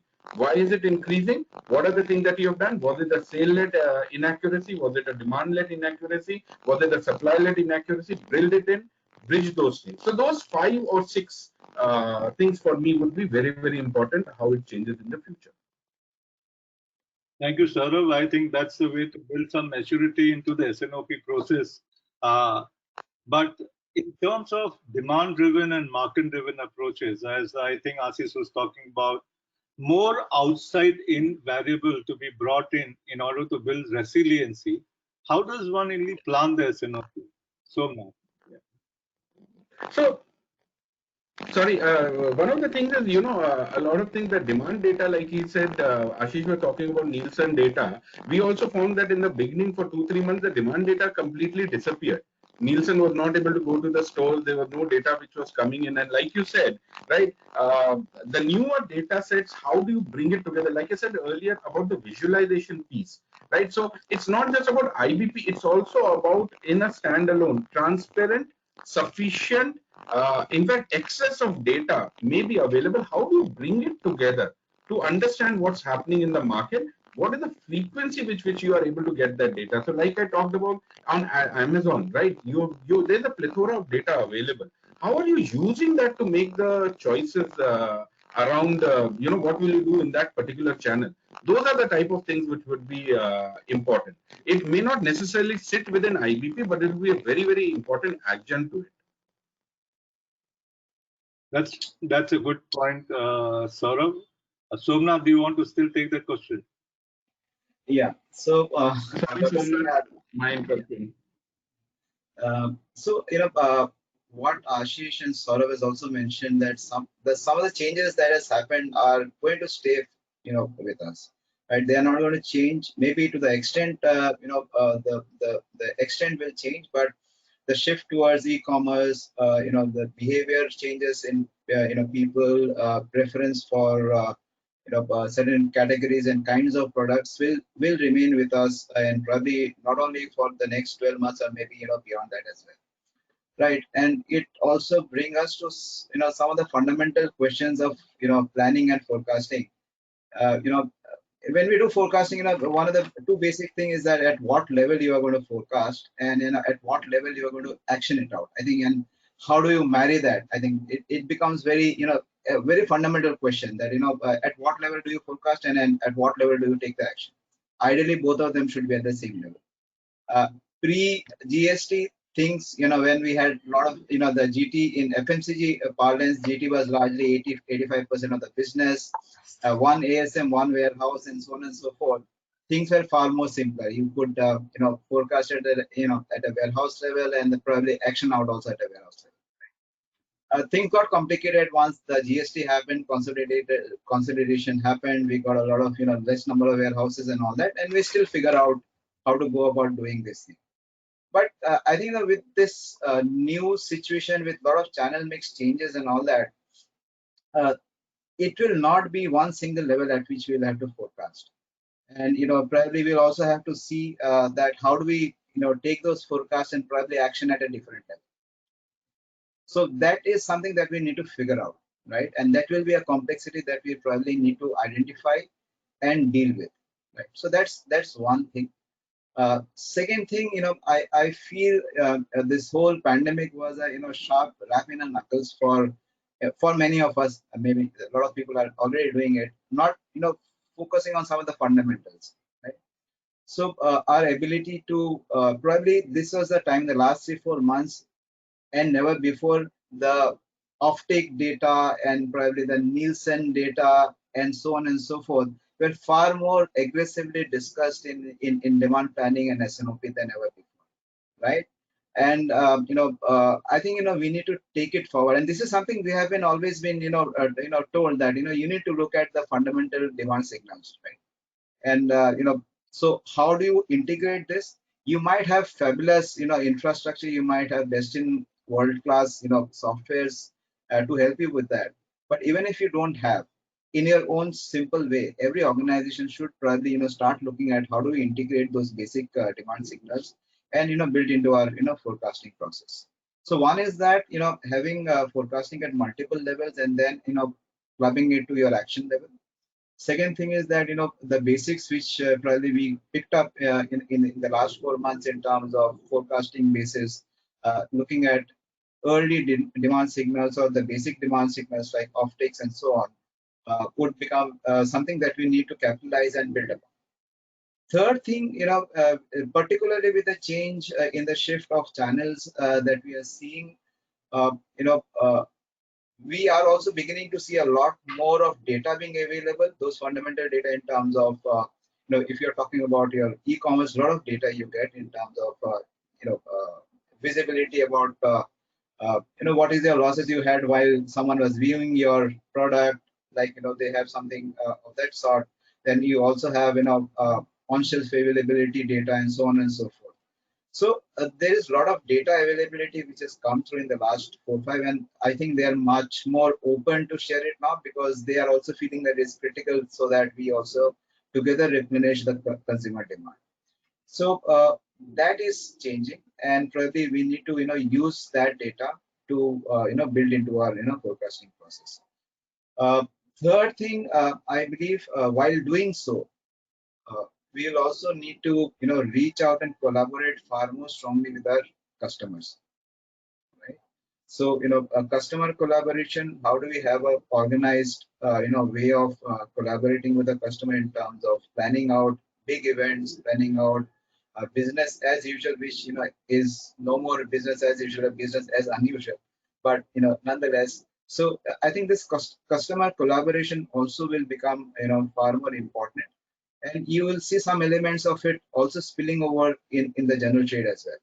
While we tend to believe that general trade is all managed by distributors and so on, but we'll also begin to see, because businesses are looking at sharper segments within the general trade as well, and you are getting a lot of sub channels and so on and so forth. So that part also will become very important. Three things. One is that how do we look at what level you're forecasting, how do we aggregate and do the action planning.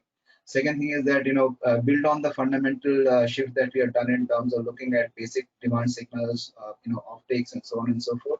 And third thing is in terms of building on customer collaboration. And I think a lot of things have already been covered by Saurabh and Ashish in the past. All right, thank you, Shobnath. I think that's a good way to put the forecasting together. I think multi-forecast you meant granular forecast, right? And Vinod will be very happy to hear me say that, right? Yeah, granularity is going to stay. I think Ashish also had a similar view. Ashish also have gone granular in a large number of sense in terms of forecasting. Ashish, if that's right.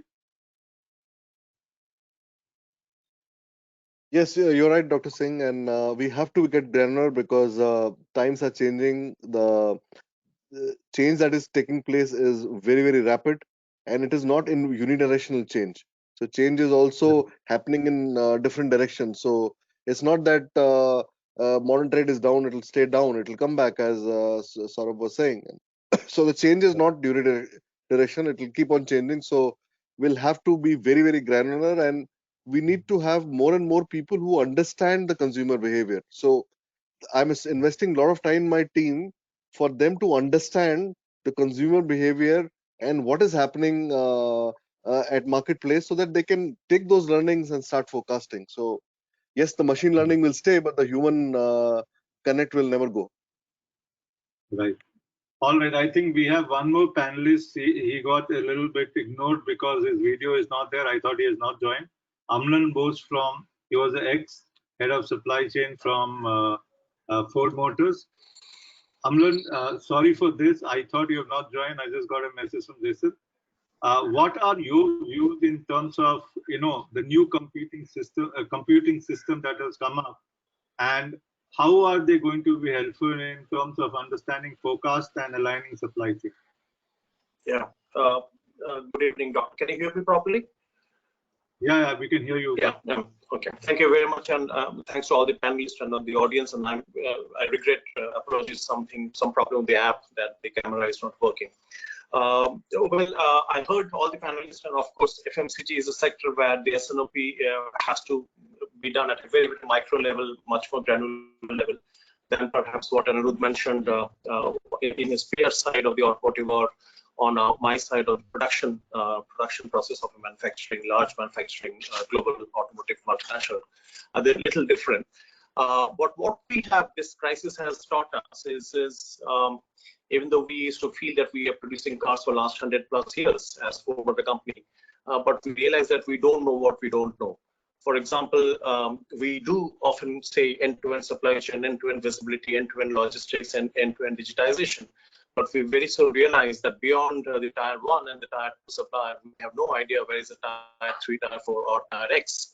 And that was one of the major gap which caught us literally red-handed in few days of our, because we simply don't know that if I cut off Wuhan, if I cut off a section of Shanghai port, if I cut off a section or an airport in Spain and France, what are the vehicle lines I can still continue to produce? Because I simply do not have a visibility of playing around with my model mix, supplier, geography, port infrastructure, and all that.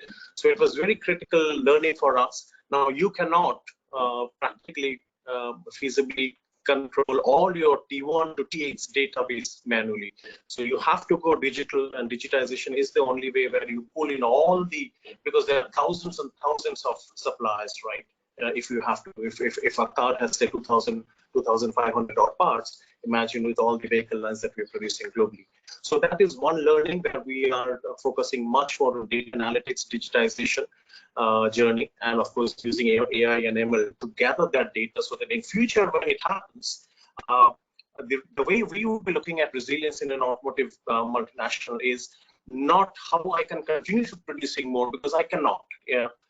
Going by the fact that we just maintain 4 hours of inventory inside our plant, we can never practically continue to produce endlessly. For us, the resilience would mean that if there is a earthquake, God unforeseen, it happens in Japan, or if suppose the next epidemic were to happen, say in Spain, in such a situation, what all the plants which have to be shut down, and what are the plants which can continue to produce seamlessly, that visibility, that single source of truth has to be in front of all the leadership, right in front in the laptop screen or in front in the table, so that becomes a resilient process for us, knowing exactly how an act of God in future is affecting us, and yet we can survive and continue to sell a different set of models in different set of countries and all. That's one. The other thing is if anything COVID has done to us, for us, our industry, or be it automotive or be it logistics supply chain, is it has created the urgency for digitization. And when we're talking of digitization, of course, TMS, pretty much all the global manufacturers have a very sophisticated TMS, and we are running it. But what we are now also moving towards is not only AI and ML, but also the future lies with quantum computing driven AI, ML, and quantum inspired algorithm. That's where our future lies. Of course, by all estimates, it's another 3-4 years down the line. But that's where we will, because having a quantum computing power or quantum computing power with you, it's literally, you're not now talking of traveling say few miles or few thousand miles, you're actually talking of traveling the power of in intergalactic travel kind of power you have. So that means you should be able to change your whole paradigm of how you restructure yourself in silos, break those silos of organizations, functions, verticals, countries, regions, and should be able to centralize and run, for example, the whole TMS or whole supply chain from a single location, powered by the quantum computing, quantum-enabled algorithm, quantum-enabled AI and ML, and you should be able to run the entire Ford Motor Company enterprise as if from one single location, because that's the kind of power that digitization and the quantum computing power has given you. So the organizations have in future have to undergo a severe change in their behavioral pattern, in their cultural pattern, and also the most important part of it would be the human centricity, because as many of the panelists were saying, that howsoever technology driven or tech savvy you go, human centricity and human ingenuity is in the center of it. So you always have to take that into consideration and build it around it. So I feel this crisis has really showed us some very exciting way forward for the future. All right. I think, Anirudh, do you have something to add on that? Yes. I was just getting impatient and I wanted to jump in on the discussion. So I think everybody here from Ashish to Somnath to Saurabh, and I think Amlan mentioned about the changing patterns in demand, right? The consumer behavior has changed. So how do I sensitize myself to this changing? And I'll try and stitch together all this thing in terms of the demand and supply planning scenario, what that means. So let's say everybody has demand clusters, right? So my demand is split in different channels by different customer segments, the portfolio of my product and how I segment. When I say segment, I need to know even better now what my customers are, who they are, and what they need. As much as we would like to think that this is an art, there is also a very good component of data that is already available to you. So one thing where these algorithms, and I'm talking simple, plain statistical algorithms of regression. I'm just going to take a simple example. You can apply machine learning to try and tell you now what my demand clusters look like, what factors make this a cluster, and what are the characteristics that define that cluster, right? So this is my task. I want to find out who's going to buy, what they're going to buy, and what that buying is going to look like. So first question we need to address which we can using machine learning is what are the attributes of my product and what attributes are desired by what customer segment. So this is a classification problem in machine learning. Okay, first thing.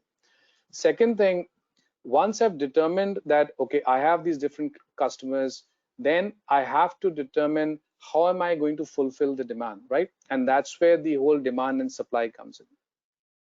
You cannot have a one size fits all. One thing is for sure. There are certain customers who require fulfillment from certain channels. There are certain customers who require a certain pricing into it. So again, as much as we would like to believe we know what our customers are and I know what they're going to do, at worst, the machine learning can validate your hypothesis, one thing. Secondly, it can give you these additional insights that no matter how smart you are, a human brain cannot compute that. Okay, you'd be surprised what you will find by mixing and matching how your different clusters tend to look like, where there is overlap, what are unique clusters, why are those unique, and what are those characteristics. Often those go hidden and we do not tend to react.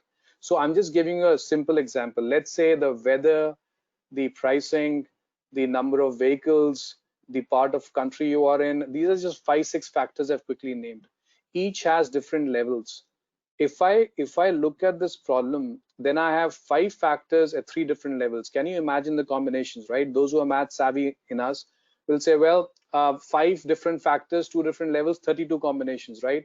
These are my clusters I'm going to target. Can you target 32 customers? Especially now, S&OP has now become constrained. Earlier used to be, well, I know my demand, I'll figure out everything else.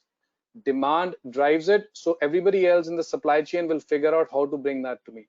No longer true. Supply is constrained, guys. You cannot just say, I'm going to sell this. If you do not have the materials and ingredients to make it, where would you dedicate your limited cash that you have at this time if your cash is constrained? Where would you direct these resources? What do you want to make? How you want to make? How much profit you want to make?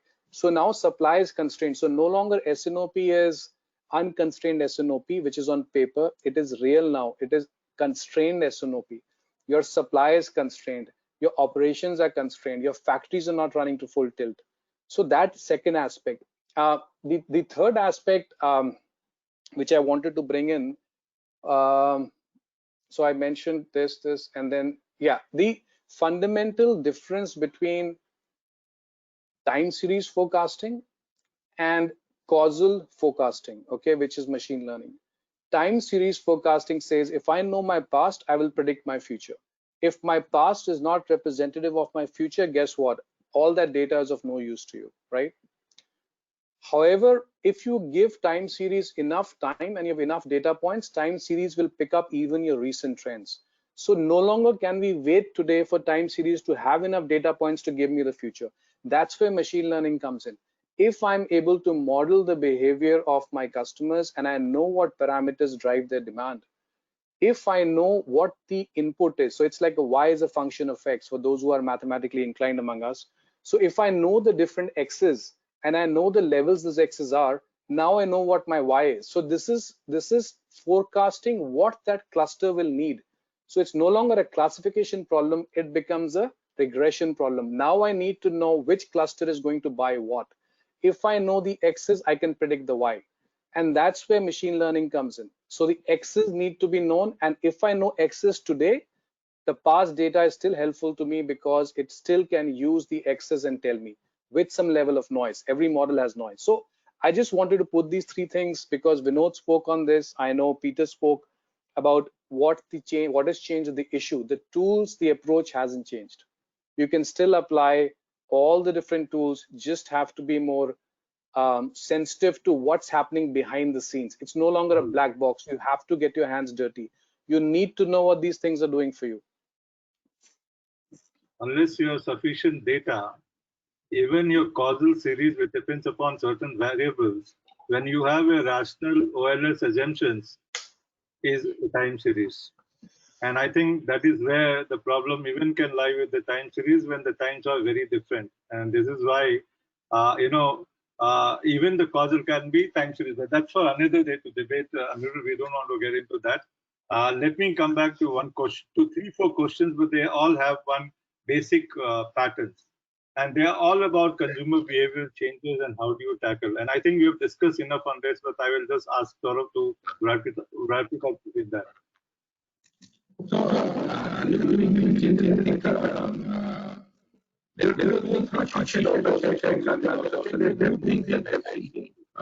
Some Audio connection is.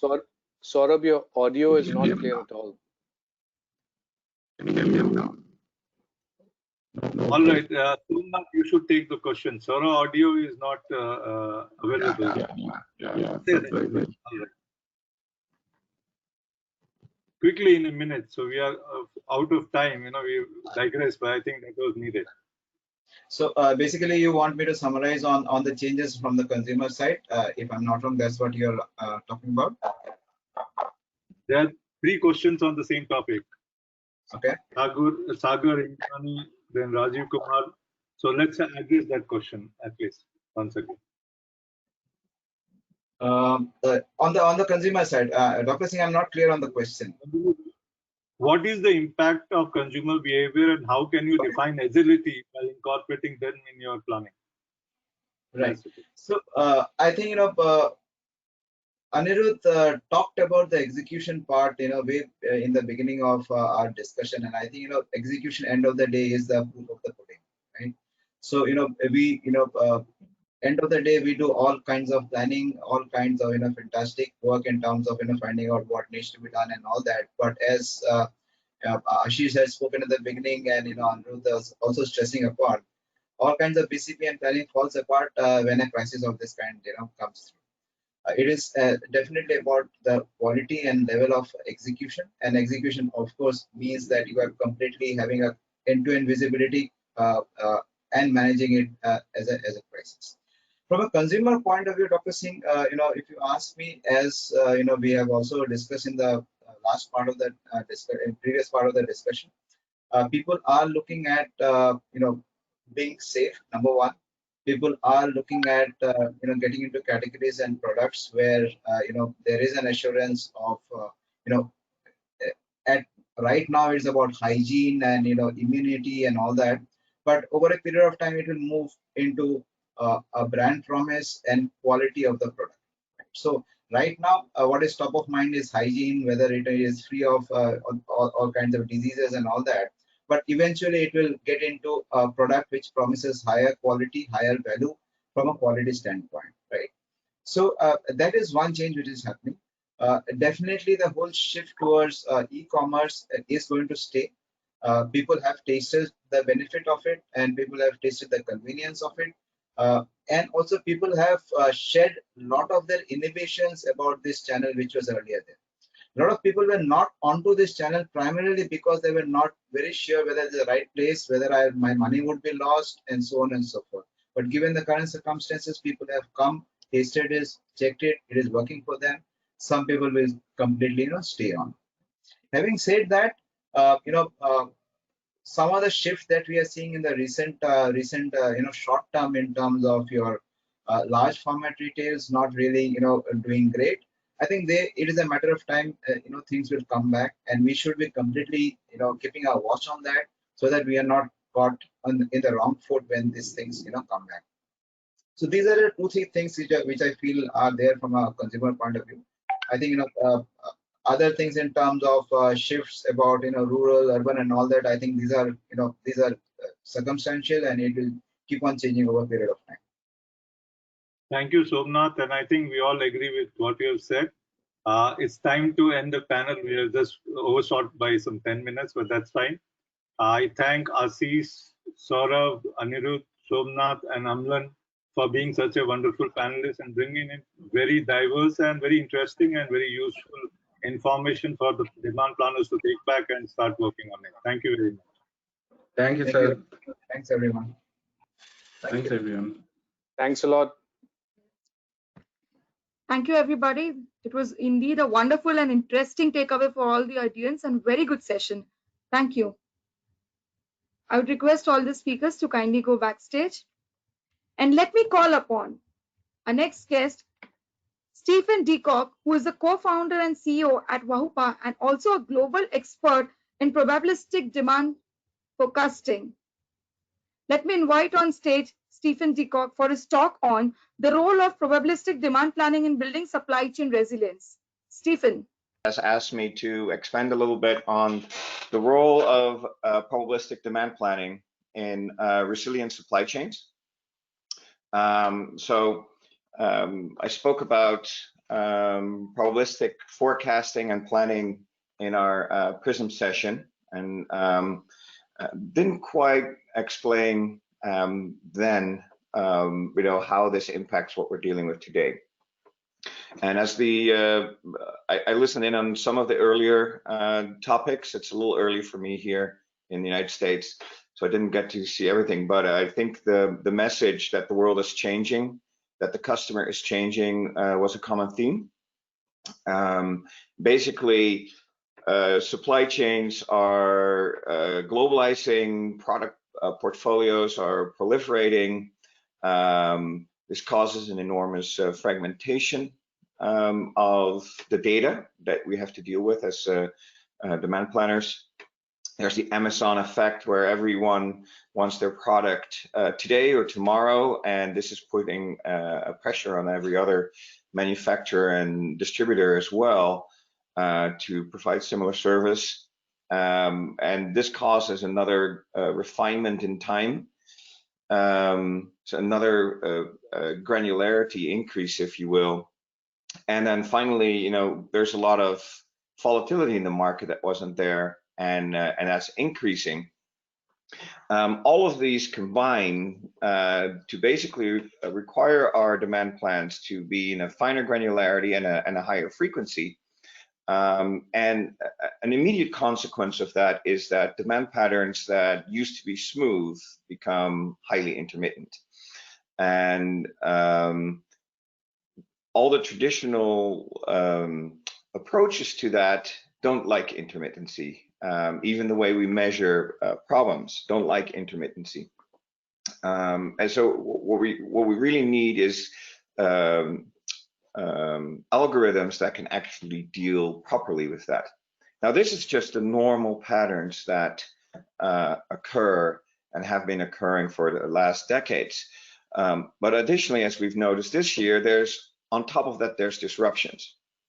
So when people ask, how do we become resilient? If you'd asked that question last year, it's about all that normal stuff, all that the green stuff on my screen that you see. When we talk about that today, people are like, how do we deal with the pandemic? What happens if in another territory that we serve, there's another huge spike? What do we do with that? So these are a special kind of disruptions that are above and beyond the normal resiliency, and both of them actually require a different type of response, if you will. So if we look at just that resiliency for the day-to-day type, the non-COVID-19 type disruptions, already we've seen that the traditional solutions have stopped working.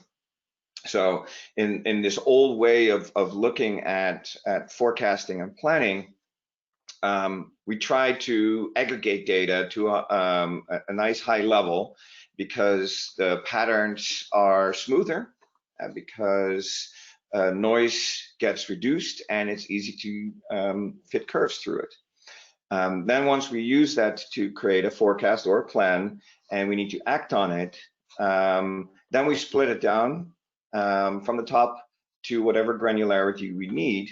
And there's a problem there in that there's not one unique way that you can split a number. And so we use all kinds of rules. And in practice, what we find is that even if you have a pretty good forecast accuracy at a high level, once you split it down, it becomes really bad.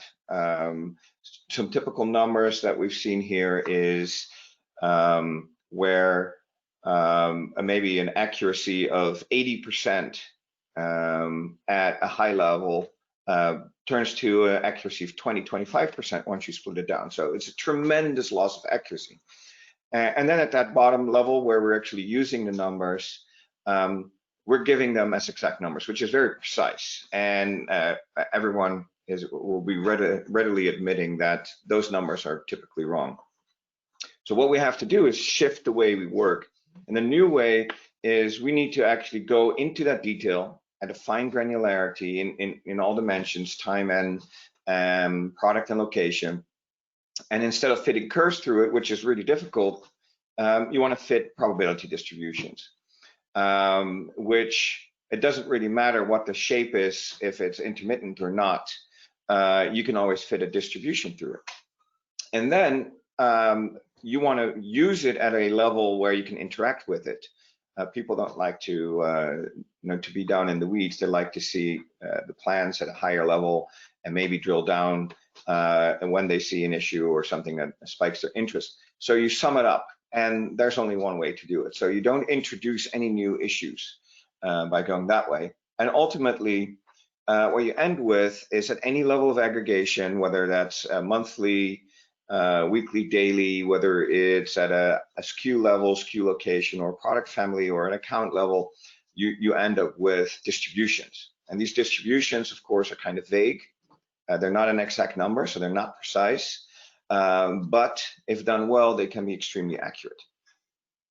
And that's really the shift that we need to do from being precise to being accurate. So how does that look? I can imagine a lot of people have not seen a probabilistic forecast. So just to give you a glance, on the left is your typical statistical, where you basically, on the green being a monthly history and the red being a forecast, monthly numbers, and they're what's called a single point forecast on the top.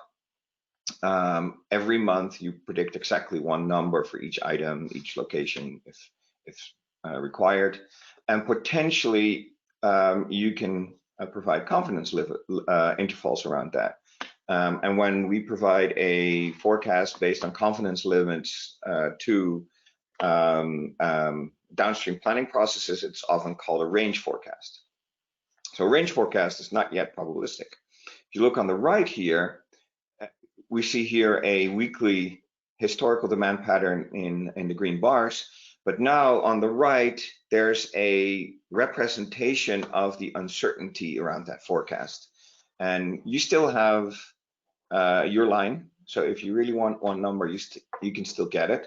But what you're much more interested in terms of resiliency is these distributions on the right. And you can tell that every month has different levels of uncertainty indicated by these shades. So it's not a single distribution that's homogeneous over time. Every single time period, whether that's a day or a week or a month, doesn't matter, will have its own distribution. Just like a forecast that's built in a statistical way, but a little bit more advanced. So the colors that were shown, there's a simple way of showing it. In this case, it was the equivalent of 1, 2, and 3 sigma, but it could have been quantiles or percentiles or whatever you want, just for visibility purposes. But what you might have noticed is that the top end of those blue bars were much longer than the shorter end.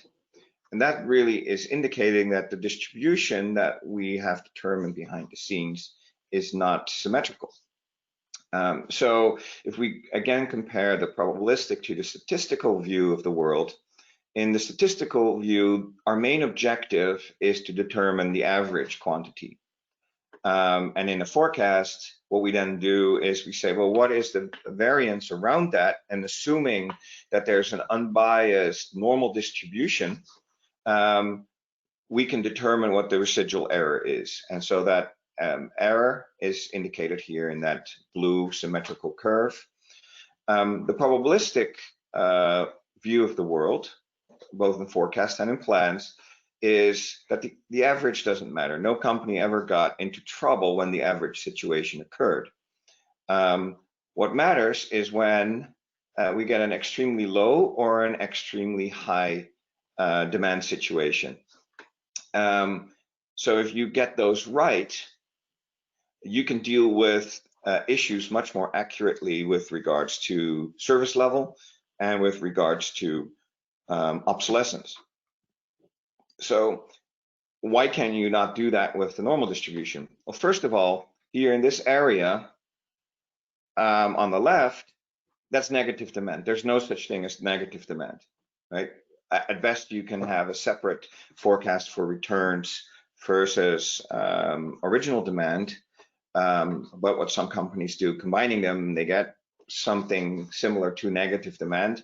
That's actually very, very difficult to deal with in reality, and it's not a real pattern. It's an artifact. But barring that situation, every one of these demand forecasts with a normal distribution has a tail that goes down to negative infinity. And there will be some part of it that will be assumed to be negative. So if we ignore that, because that can't happen in practice, what you really get is a bias variability assessment. You put that into your supply chain, you're going to get bad effects. On the other side, we're underestimating how good the demand could be, how high it could be. And the effect of that is that if you were to put this result of this blue curve into, say, a safety stock formula, that you're going to be targeting service levels that you could never achieve, not theoretically, and certainly not practically. You're never going to achieve those service levels. And in the old days, and now maybe in your today in your highest volume goods, that might be a shortfall of maybe anywhere between 0 and 3% that you're getting wrong simply by getting the distribution wrong. But once you move to your medium movers and your slower movers, you're going in the range of maybe 10 to 20% drop of service level. If you're targeting 95, you can achieve only 75, just because you're assuming that distribution.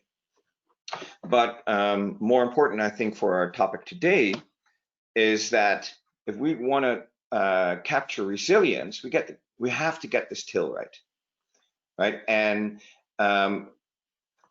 in the most common day-to-day data, that tail will be short. But those disruptions that we're talking about, what they tend to do is they tend to make that tail long. And if we can't capture how long that tail gets, then we have no way of providing a plan that allows us to be resilient for disruptions in the future. Now, this sounds maybe really good, and it may make you feel like we can capture anything. Reality is that these distributions are determined based on historical data. So if you go back 5 years with historical data, you can capture anything in that tail that happened in the last 5 years. Now, if you consider the coronavirus pandemic, the last time that happened was 102 years ago to this magnitude. So if we wanted to have been prepared and known that this could happen, and then still we'd have to make our planning decisions whether we'd want to respond to that, we would have had to go at least 102 years back with our history of data to actually capture and extend that tail a little further, or maybe a lot further than we would have without that data. So that's the caveat between, and why I made the distinction earlier on. There is the resiliency against things that occur relatively commonly. Maybe an economic recession happens every 10 years. Well, that's still within the realm of possible. We get miniature little epidemics every once in a while. The flu strikes much harder than other years. We can still capture that. But if we want to capture the truly once in 100-year type of event, we really need more than 100 years worth of data, whether that's a major earthquake or a pandemic, right? So that's a big caveat. So the distributions based on the historic data in the forecast can only take you so far, cannot take you there all the way. So the demand plan then builds on that forecast. So the forecast, if you imagine we're providing distributions, The forecast has to combine a lot of different things. There's the baseline, there's a trend. A trend is not just a line. A trend is a waiver of potential future directions. Maybe there's a chance that it will go up. Maybe there's a chance it will level. Maybe there's a chance it will go down. There's a waiver of possible futures. Same thing with seasonality, the recurring patterns, and any external events, like maybe there's promotions that you run, maybe there's something that your competitor does, maybe there's a hurricane that's being predicted and people start stocking up on water or wooden boards to protect their homes and stores. Those types of things your forecast already provides. If the data is there, it will provide it. So it has a way of combining that into an overall distribution. The same thing we now do on the demand plan. So the demand plan, we add stuff like the sales input. And a sales manager might know that the customer is opening new stores, or maybe they're closing stores, or maybe he's made some kind of deal that it's not in the system. The demand plan can add it. Same thing with the budget, compare the gaps in what you want to do with what the forecast says that's most likely to happen. Account planning, and of course scenario planning. So in scenario planning, this is our bucket for where we could potentially cover for a pandemic. We can add information into the plan or into the forecast because we expect that something major is going to happen. Maybe the virus has already struck in China, and now we know that it's likely that it's going to strike in India, or it's going to strike in the United States, and we're going to add a scenario to adjust that forecast.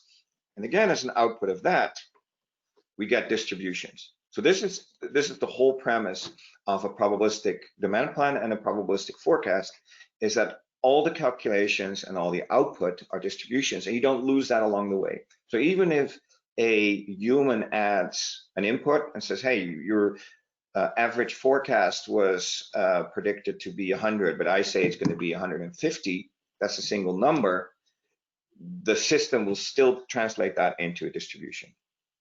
And just to show how that works, because that sounds like magic, let's assume that we have a forecast expressed as a distribution, as seen here in blue, and the middle number, the one that we're going to work off when we order our product, is the blue line in the middle.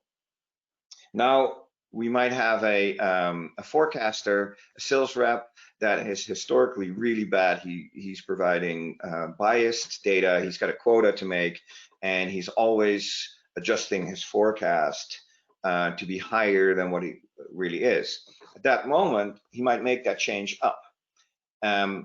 What the system will do, it will shift the change of the distribution to correct for that, right? So even though that central number is now higher, the gray one indicating here the original, and the red one, the new one, it will distort the uncertainty to say, most likely when this collaborator made this change in the past, it ended up being lower much more often than it was higher. Whereas if a reliable collaborator made the very same change, it could say, hey, this person was usually very reliable, so now that person has made the change, I'm going to skew it more to the upside. And of course, that requires not just keeping a history of your historic demand, it also requires keeping a history of your historic demand forecast, including the historical changes that collaborators made. So this is all data that every company has today, but it's a new way of looking at that data. It doesn't require any new data, just a new perspective. And so we have a way in this probabilistic view for correcting for bias. Again, this works great if you want to build resiliency against occurrences of disruptions that occur every month or every year or every couple of years. But if you properly plan in your scenarios for disruptions like a pandemic hitting in a new territory, the same approach could work there too. But the human input is still very important there The system doesn't know what's going to happen. As a human, you're following the news, you could potentially make an inference and say, hey, let's protect ourselves from this particular type of large disruption. So in conclusion, averages tend to be bad. If you work with averages, you're going to prepare yourself for an average situation. And distributions are good. It allows you to prepare for any situation, not just a 95% confidence limit, but you can determine pretty much, if I were only 90% confident, where would I put my numbers? If I was 99% confident, where would I put my numbers? So distributions give you a tremendous amount of information that you otherwise would not have had. These distributions cannot be naive. They cannot be the normal Gaussian distribution. They have to actually be fit to the data and be an appropriate representation of what happens in real life. And the normal distribution just doesn't happen in real life, no matter what people like to think. So distributions throughout, so not just the original forecast, but even after we bring in the human input, we still have distributions. And if we create plans, production plans, distribution plans, those distribution could potentially carry all the way through if you have a system that deals with that. And it's the tails of the distributions that are important. The lower tail is good for protecting yourself against things like obsolescence, but it's the upper tail that really allow us to work towards a resiliency. And then finally, it is not possible to be resilient against everything. So if you were the United States or India, you could have prepared yourself to some degree against COVID. If you were China, you couldn't. You were the first to be struck and you had no way of knowing what was coming, right? So it's impossible to be truly resilient, but you can be resilient up to a degree, and that degree is basically dependent on how far back in history are you willing to go and grab data and determine these distributions of. So hopefully that was clear. That's the end of my presentation. I don't think we have time for questions, but maybe in the panel session afterwards. Thank you. Thank you, Stefan. I think very well said and presented and very well justified to the theme of role of probabilistic demand planning in building supply chain resilience. Thank you so much for being there. And I would request you to kindly switch off your controls and stay backstage. Thank you, Stefan. Before we move on ahead, let me once again thank our presenting partner, Blue Yonder, and gold partner, Arkieva. Let me tell you about a tool, Swiftcast. It is Arkieva's entry into the SaaS world using their latest machine learning and automated intelligence forecasting engine to provide an automated forecast as well as reporting that shows the ROI potential for customers to move from naive methods to Excel to advanced tool like their own. Swiftcast is free for everyone, and we have shared the link in the Hangout section. Anybody can go there, click and use it. Let's just watch a short video. In today's competitive marketplace, to continuously delight your customers and increase your profitability, you need to sense changing market trends to respond quickly to fluctuating demand. Need a way to collect and manage the endless streams of data coming into your organization? Arkieva Demand Planner seamlessly connects to your ERP and CRM systems, finds anomalies, and automatically resolves data issues using machine learning technology.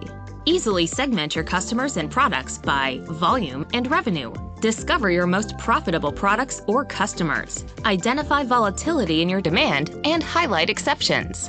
Our leading-edge machine learning technology will take your naive spreadsheet forecast to new heights. Arkieva's machine learning engine is self-training and improves with each forecasting cycle, continuously healing forecasting errors, providing the best possible forecast outcome. Demand Planner also comes with built-in supply chain metrics that help measure the accuracy of your forecast. Arkiva's Lifecycle Manager tool helps you introduce new products seamlessly, even products not created in your ERP system. It will also apply growth strategies to generate forecasts for new products while discontinuing older ones. Lifecycle Manager will help you discover products that have not sold recently and easily realign products, customers, and locations that are in transition. And what good are all these tools without the ability to communicate with your teams? Arkiva's collaborative platform enables sales, marketing, and other stakeholders to provide real-time market intelligence, fostering a harmonized demand planning process. Quickly and easily track inputs from disparate user groups, work offline or online using Excel collaboration add-ins, and track forecast value add of each input using the information to consolidate forecasts and generate the best possible demand plan. To learn more about Arkiva Demand Planner, request a demo today. Thank you, everybody. Thank you, Arkieva. Let's move on to our last panel of the day. And let me invite on stage our speakers to discuss on DDMRP, S&OP, connected planning, and IBP, debating the future of planning. Let me invite on stage Dr. Rakesh Sinha, founder and CEO of Reflexive Supply Chain Solutions, Manish Shakalya, Regional Director, Integrated Business Planning, APAC, Zimmer Biomet, Steve Allanson, Supply Chain Transformation Lead, and Dr. Rakesh Singh to lead the discussion ahead. I would request post the panel, Vinod and Stefan again to join back for question answers. Thank you. Thank you, Jason. And welcome Dr. Sinha, Manish, and Steve to this last session of the day. We will have a very different panel here. What we do is that let Dr. Sinha present for 7, 8, 10 minutes first. Then we get Steve Allanson to present his view on S&OP and IBP based planning in FMCG. And then we'll have Manish talk about the new age IBP, if I'm not very controversial to use that word, Manish, right? And then we'll have a question answer session. So I think to facilitate the flow of thought process, I don't want to say anything. I will start first with Dr. Sinha, who would bring you a DDMRP perspective from the Indian firm, Godrej Consumer Products, which will generalize it to some extent because he's no more with Godrej. And then we'll have Steve, who talks about planning, a demand plan and demand planning in FMCG from his perspective. He would build upon his own way and he will come in, and then the money. So we start with you, Dr. Sinha. See to it that we keep to maximum 7 to 8 minutes, so we have some question answer sessions also. Okay. Yeah, thanks, Dr. Singh. Just before I start, there are 2 caveats. Firstly, I won't talk about COVID. Secondly, I will give a practitioner's view and not a theoretical view. I'll give a view of what really works in industry, at least in India and some of the other countries where we have implemented it. Now, before we discuss any part of demand planning is a part of the overall demand management process, and we should keep that in mind. If you look at a demand management process, there are 3 pillars of that. The first part is the demand estimation and demand shaping. If you estimate the demand in our S&OP or IBP process of how the products are expected to sell in the near future over the next few months, I'm sure none of the management would be happy with the way things are going. We would like to shape the demand. And in S&OP and IBP, we typically discuss the demand shaping activities. What should we do to up the demand level? What type of activities, the marketing activities, consumer promotions, sales promotions are required to take the demand to a higher level for a specific product in a specific geography for a specific time period.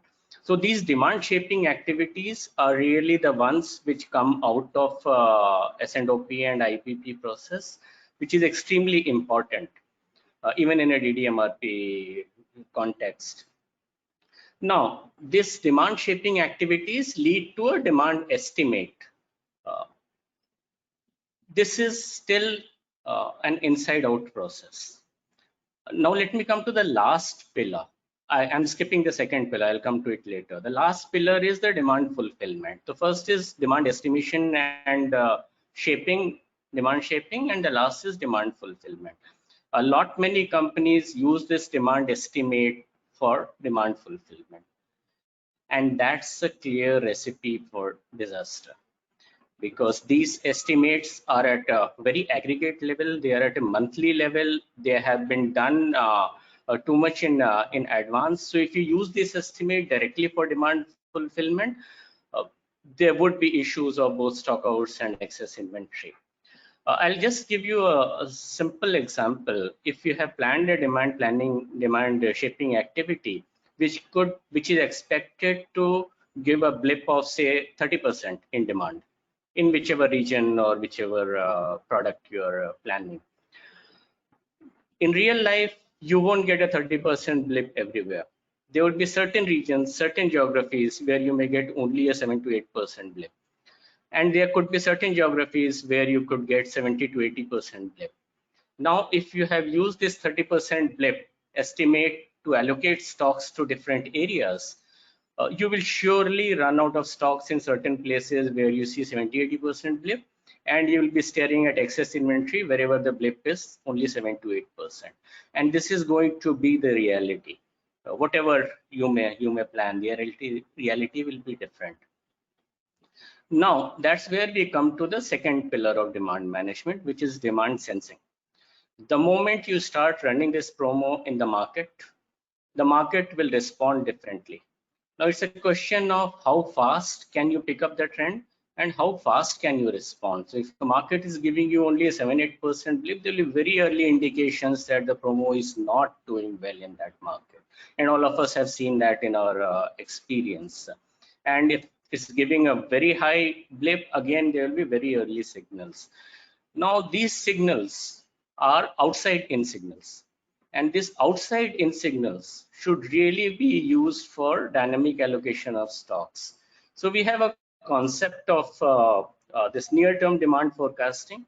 So compared to the S&OP and IBP demand forecast, which is at a monthly level, aggregate level, consensus, which is used largely for medium-term supply chain actions like capacity planning, major input materials planning, and demand shaping activities.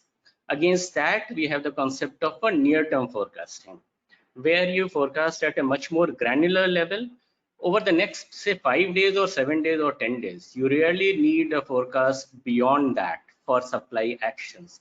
And these are the forecasts which are used for day-to-day supply actions. What should we dispatch from one node to another? What should be produced today? And what raw material should be ordered today?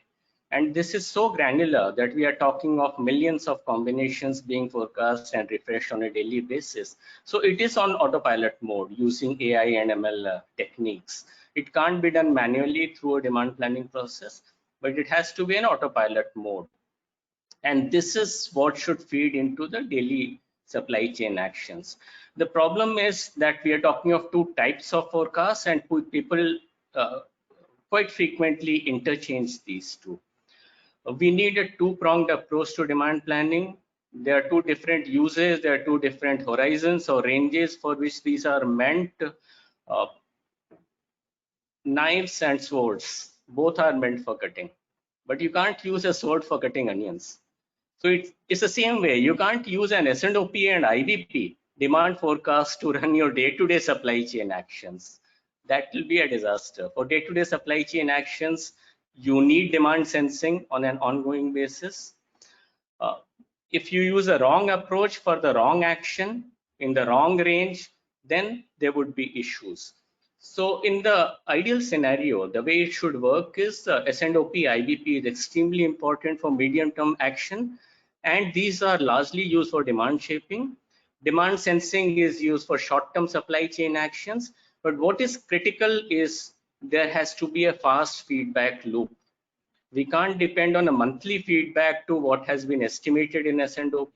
There has to be a fast feedback loop on a daily basis as to whether the demand shaping activities are doing their job or they are underperforming or overperforming. And the moment we build this fast feedback loop, the daily demand sensing has to feed into the S&OP IBP process. So if certain medium-term decisions have been taken, for example, if you are getting a 70% blip against 30%, you should have a relook at the capacity plan, which was done based on the S&OP and IBP forecast. You should have a relook at availability of critical materials, about the vendors' capacity, the need for alternate vendors. All the medium-term actions must be revisited based on the fast feedback loop of demand sensing. And the moment we have these three pillars of demand shaping, demand sensing, and demand fulfillment, and actively talking to each other and giving feedback and feeding on each other, then you would have a demand planning process which meshes the actual fulfillment action in line with what has been planned. And in case of any deviation, the fast feedback loop ensures that we act on time. So those are some of the thoughts that I thought I could put forward, and obviously we'll have many more views, and we can take the questions at the end. Yeah. Thank you, Dr. Sinha. Let me move on to Steve Allanson. Steve, what are your comments on S&OP and IBP as a planning tool? I wouldn't go into monthly and daily, but what are your views? And lastly, for the FMCGs. Hi, hope everybody can hear me. I mean, yes, I want to talk about. Yeah, fantastic. Could be a little louder. So I want to talk about S&OP and IBP, and in particular, I want to talk about demand planning in the context of particularly FMCG.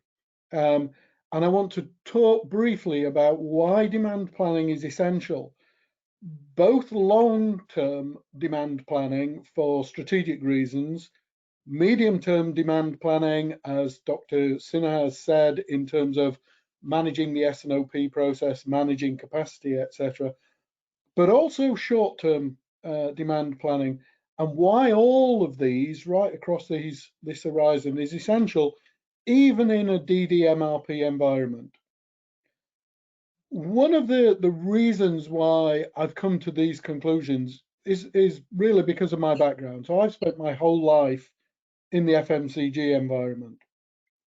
And the UK and Europe in this context are a little bit different from a lot of the rest of the world. So I was recently in Canada, and I was quite surprised to learn that their typical customer order lead time for retail was day 1 for day 7, day 8, or even day 10. Here in the UK, more typical is day 1 for day 1 or day 1 for day 2. Day 1 for day 3 delivery is extremely rare these days, and beyond that, almost unheard of. So when the supermarkets are ordering from you these days, they either want delivery the same day as you receive the order or the next day. Now, when you couple that with a typical FMCG manufacturer who may have 800, 1,000, or even 2,000 SKUs to manufacture, you simply cannot cycle through all of those products in a day or 2 days. Most common is you cycle through your products in a week, although some manufacturers can still only manage to cycle through their products in 2 weeks or a month in the worst case. Now, in this case, what you have is that you have orders coming in for delivery tomorrow when you may not be able to remanufacture that product for a week, 2 weeks, or 3 weeks.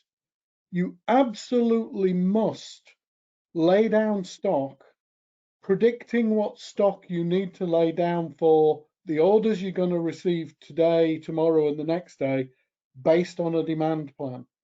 You cannot wait for the orders to come in, because if you wait for the orders to come in, it's too late.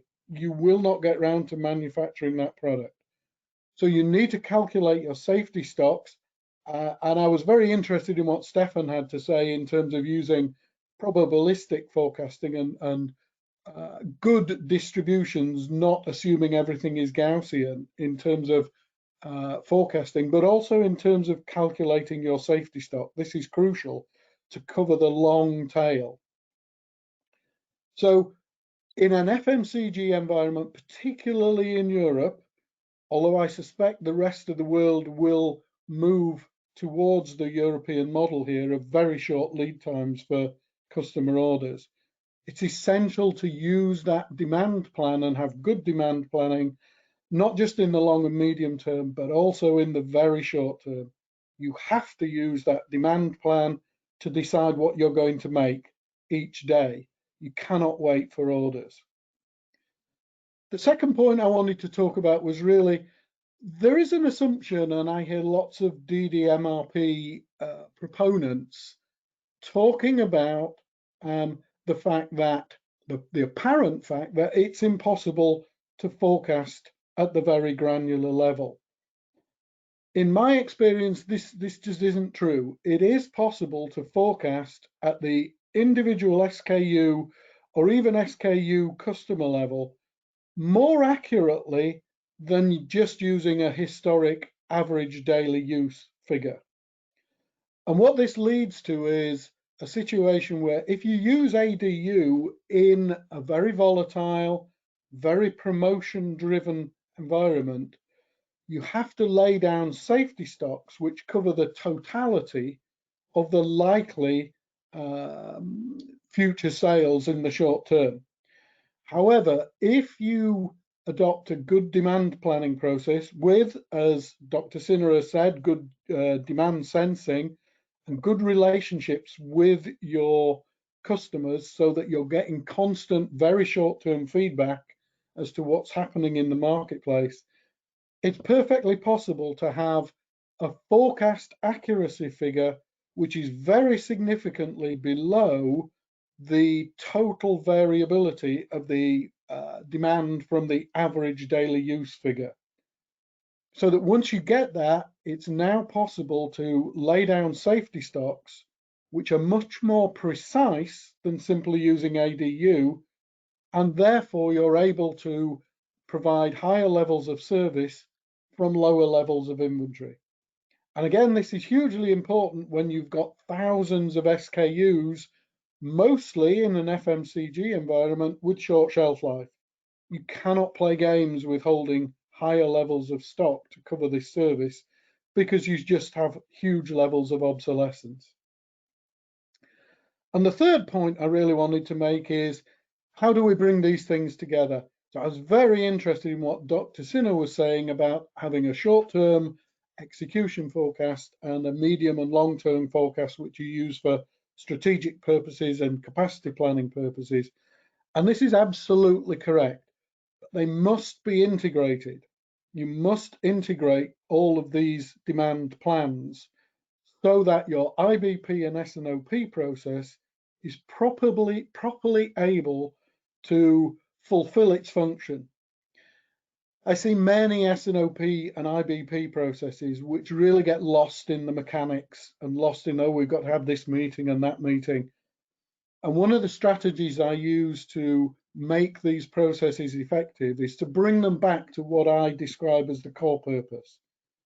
The core purpose of S&OP or IBP is really to ensure that you continue to manage to achieve the business plan. So you have a business plan. What the S&OP and IBP cycle should be doing each time you run through the cycle is saying three things. One, have I done what I said I was going to do up to this point? Or have I deviated from the business plan?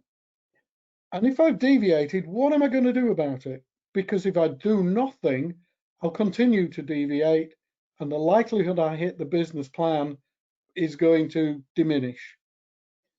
The second string is to say, what's happening now? Am I doing today what I anticipated I was going to do as close as last week or last month? What's changing?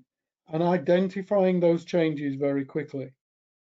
And then finally, I need to be looking forward and saying, okay, with the very latest assumptions, with the very latest forecast and demand plan inputs, am I still going to deliver the business plan at the end of the financial year or beyond?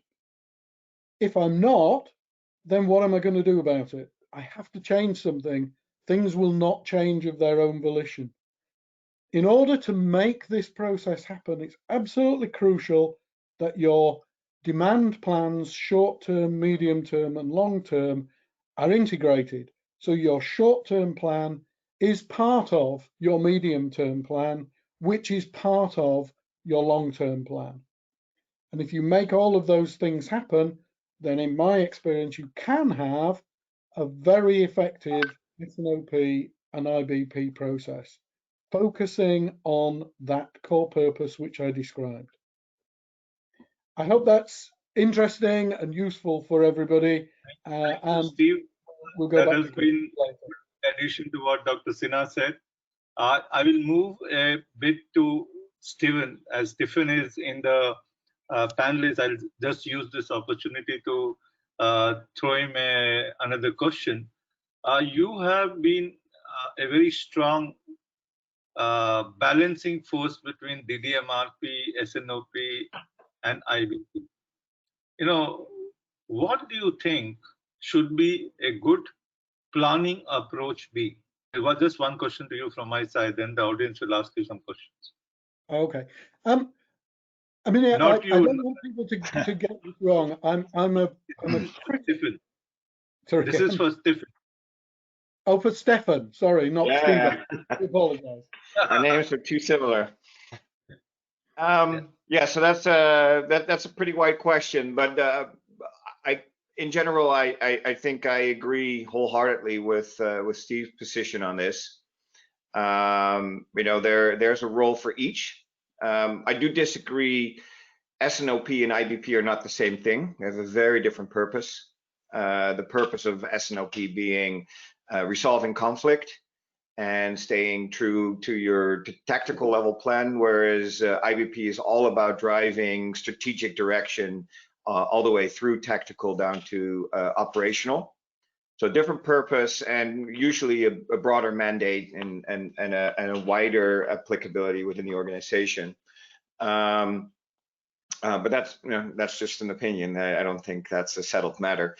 Yeah, I think DDMRP has potential, and I think you know, there's a lot of industries where it will work great, and there's industries such as fast-moving goods in the UK, in Europe in general, where it needs more help.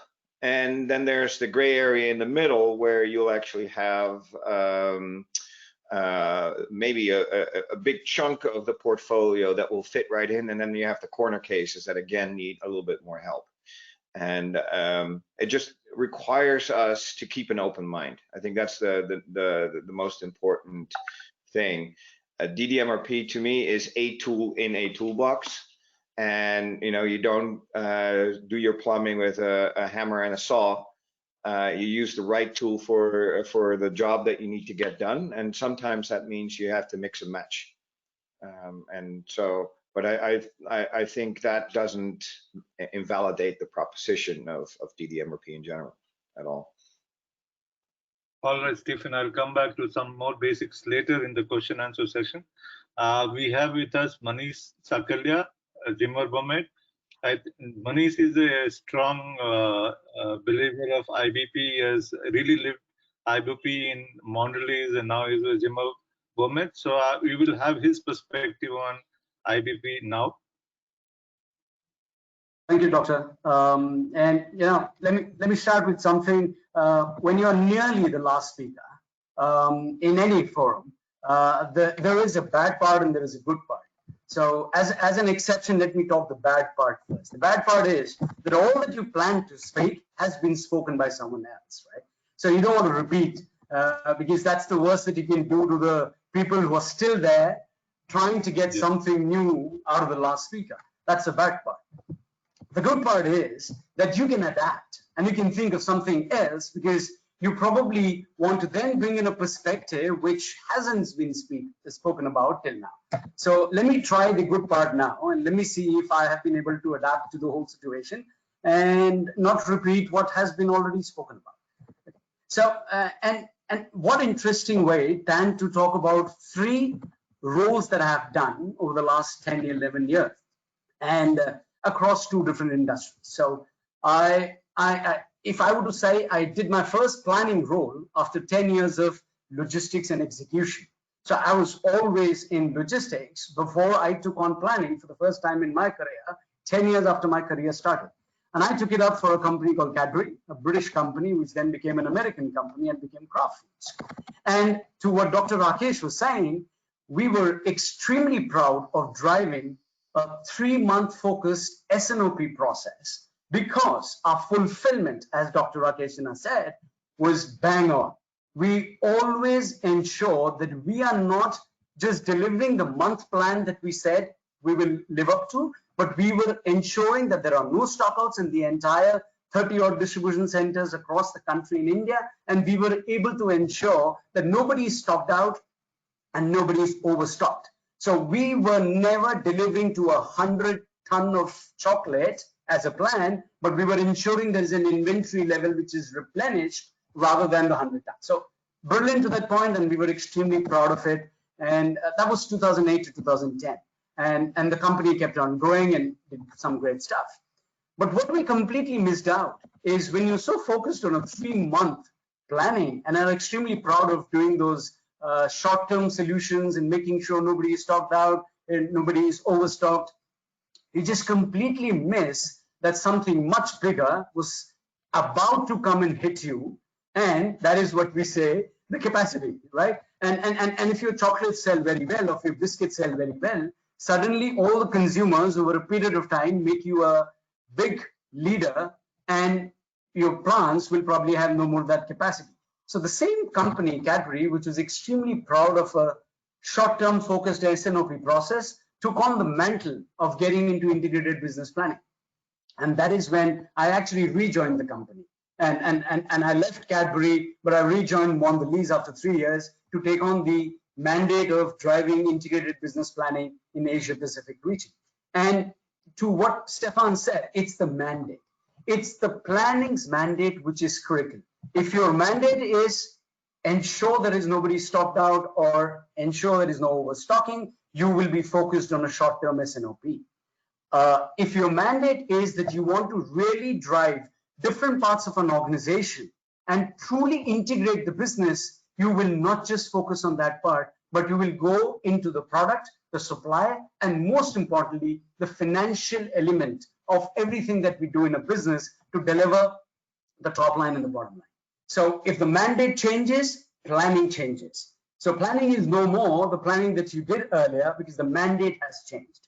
And that is the beauty of integrated business planning. I won't go into the details of it because I guess all of us are pretty aware. But those were the two experiences. And about 9 months back, when I took on the challenge of driving IBP for Asia Pacific in a business, so which is, for lack of a better word, completely divergent from the chocolates and the biscuits to a medical device company, and that to an orthopedic implant, which goes into a hip or a knee or a shoulder or a back, it's cervical, a completely dramatically different business. A business which probably did not worry so much about delivering the short term, but which for the mandate was integrate the entire business in its true sense. So let me give a perspective of why the mandate was there and how that can be delivered through IBP. The product side of the business in a typical medical device company like ours is completely global in nature.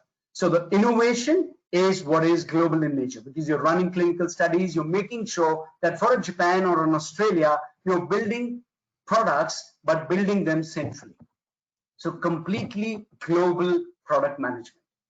The demand signals are, for lack of a better word, completely local because you build some of the best products, but if the surgeons are not trained well enough to deliver that product into a patient's body, then probably those products will have less value and some of the products will have more value. So demand signals are completely local in nature. And supply is, again, much like product, completely global in nature because you would only want to maintain the highest quality standards in very less number of factories globally rather than have a distributed manufacturing, which an FMCG will probably go for, and a very local for local supply chain. So extremely global product and product and supply, and an extremely local demand. Now, where does the region sit? You've got the global, you've got the local, but it is the region which is trying to drive the management business review and making sure that a market like Japan, as well as in India, can deliver the right value for the products which have been made by the global organization and produced by the global supply organization. And that is where integration becomes the biggest element and the biggest mandate for a company like Zimmer Biomet. And it is not so much to drive the short term at all, but it is completely to drive and bring the strategic plan to life. And let me give an example of how to bring that strategic plan to life. If a medical device company feels that a certain patient approach of delivering the surgery delivers the best result, it becomes the single biggest strategic lever for that business. So in an IBP process, you will always try and see how we are focusing and delivering on that strategic pillar every month. It is that strategic pillar brought to life on a monthly basis. It's not a strategic plan made once a year and then in a folder in your laptop. It is being brought to life in an IBP process every month, be it product side, demand side, or supply side. So the mandate changes dramatically the moment you get into a company like Zimmer Biomet. So Stefan, thank you so much for making that point and making it easy for me that it's only the mandate which drives what form of planning you would want to do. Maybe the last thing I want to say, and I've worked so closely with Peter and have such amazing regard for a company like Oliver Wight, both in Mondelez as well as currently in Zimmer, we work with Oliver Wight to drive our IBP, is the mandate in the 1970s was all about running the four walls of a factory very well. So planning was only about production planning. And people love to deliver only production planning within the four walls in the 1970s. But come 2020 and beyond, the life has evolved from production planning to an integrated business planning. And that makes a big difference because the mandate from organizations have changed over the last 50 years. And as this mandate changes, I am absolutely willing to stick my neck out and say that 10 years from now, maybe my daughter will take up this profession and would not call it integrated business planning. She will call it something else because the mandate would have been probably very different. And who knows, COVID would bring in such a dramatic change in organizations, the consumer behaviors and everything else, that we would probably have a different mandate for planning as a function in the next 10 or 20 years, and therefore a new name for the planning process. Thank you so much. That's what I wanted to share through the 3 roles that I did in different companies over the last 10 years. Thank you. I only was reading yesterday a note by Laura Serere, and someone met her, and from a food industry rather, and said that we have done amazing work above the line. We are struggling below the line. And I think that's something that really has to be seen from a mandate, and a little disagreement with the opinion that you shared, that a mandate on a larger side should really incorporate the below the line mandate of executing that in a brilliant way. And I think what I'm seeing is that as we move towards these changes across globe, there has been a very strong element of disconnect either on the top or on the bottom. And there are also a quite symbiosis, synchronization and harmonization. I owe this word to her because I was reading and I really liked it, in a brilliant way to create a planning which is essentially strategic plan, as Stefan rightly said about strategic thinking. And I think organizations have to be strategically thinking. And I think over a period of time, as we have been moving, the importance of supply chain and the plan has been dictating the thought processes. And I think the thought processes are dictating the mandate, and mandates are dictating certain tools or approaches, whatever you can call it as. Like we have something called connected planning. So let me call Vinod Mathur. Vinod, are you there? You can come over. I think Vinod and Stefan were supposed to just join for question and answer session, but that I'm just switching on the video. Yeah, I'm here. I'm just switching on my video. Yeah. So I think it's a very interesting things that you brought in, And I had a discussion with Stefan sometimes back on a show, and I think he also brought on some brilliant point on connected planning. And the world we are seeing, Manish is so full of this connected planning, probably from '09, who sponsored our morning session on future of demand planning, where we had 27 demand planning heads discussing the future of demand planning. And this was more of an understanding session and learning peer-to-peer group session in the morning. I think it has been interesting. Vinod?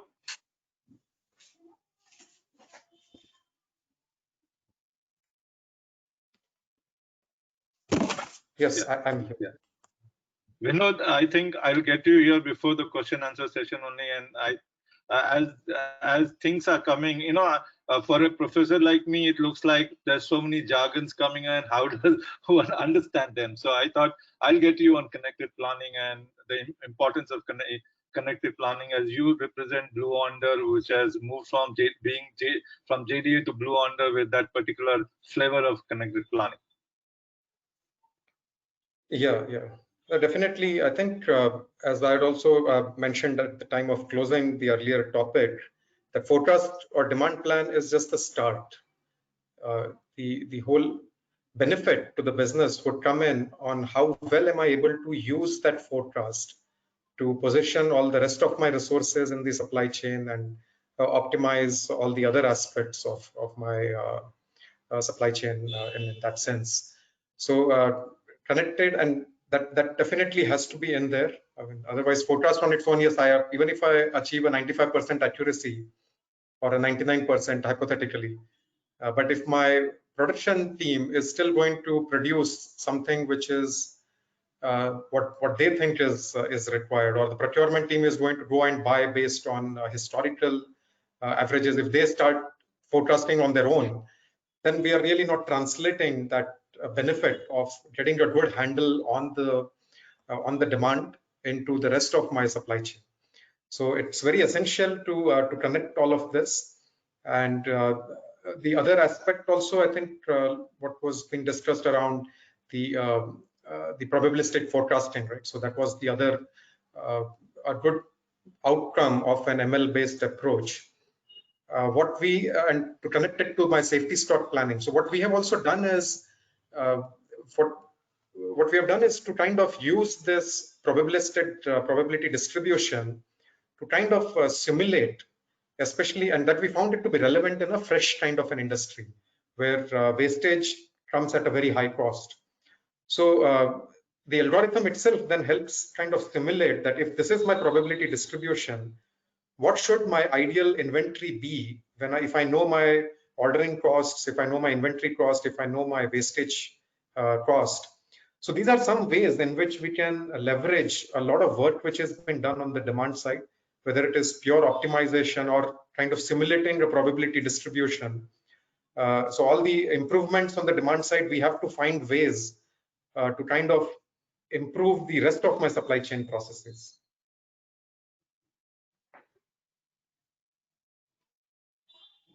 All right, so I think let me go ahead and ask another question to everybody. We have been hearing, as people from outside, that the biggest challenge today is to create digital twin in your supply chain frameworks and planning to become more resilient and more planning oriented. So how does one go about it, and how does one see marrying technology to planning? Because one of the biggest challenges of the APS system of the past has been that there has been so much of disconnect between the business and the technology.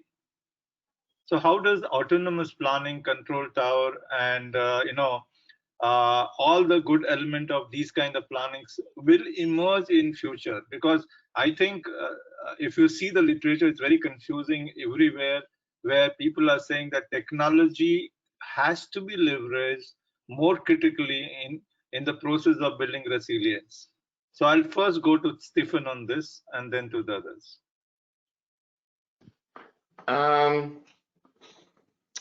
So yeah, I don't know if I have anything additional to say. that hasn't been said already, to Manish's earlier point, when you're in the back end. So I'll give my my vote to someone else on this question. All right. So who would like to take this? Can I give a slight perspective, perhaps a slightly different perspective on this? Technology is absolutely important here, and as we get more diverse and as we see more proliferation of SKUs, technology really is vastly important. But there's one piece of very simple technology that, in my experience, we forget at our peril. It's called a telephone, and you pick it up and you talk to your customers, because the customers know what's happening. And by carrying out that simple action time and again, you can gain massive strides that would take really huge amounts of technology to do. One of the things I find businesses do get lost in this sphere is they become what I call internally focused. Very recently, I was involved with a very complex, very thorough IBP implementation for a very successful company. And one of the downsides I saw was that they became very internally focused. Their internal processes were fantastic, but they were letting down their customers because they'd forgotten that actually what all of these processes are about is the customer. So yeah, let's not forget some of the simple technologies as well as the more complex ones.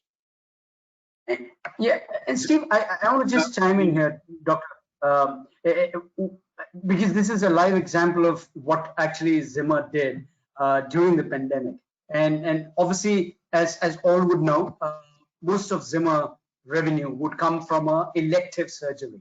So if you've got 100 beds in a hospital, you would probably need an elective surgery and book a bed to make sure that the surgery happens. Now, if all the hospitals across most of the world were focused to take COVID patients during a certain period of time, you're essentially blocking out the demand altogether, because there isn't a capacity in a hospital to conduct a surgery, right? That was for nearly 30 to 40 days in every country's COVID graph, if I might say. So initially, literally every bed got blocked out. And over a period of time, as countries realized and unlocked more, the beds got released, and obviously we could do more business. But that was the early time. Sometime in May, June, as we started to look back a little, one of the things that Zimmer as a company did was to call up the surgeons, because at the end of the day, in a business like ours, it's the surgeon who treats a patient.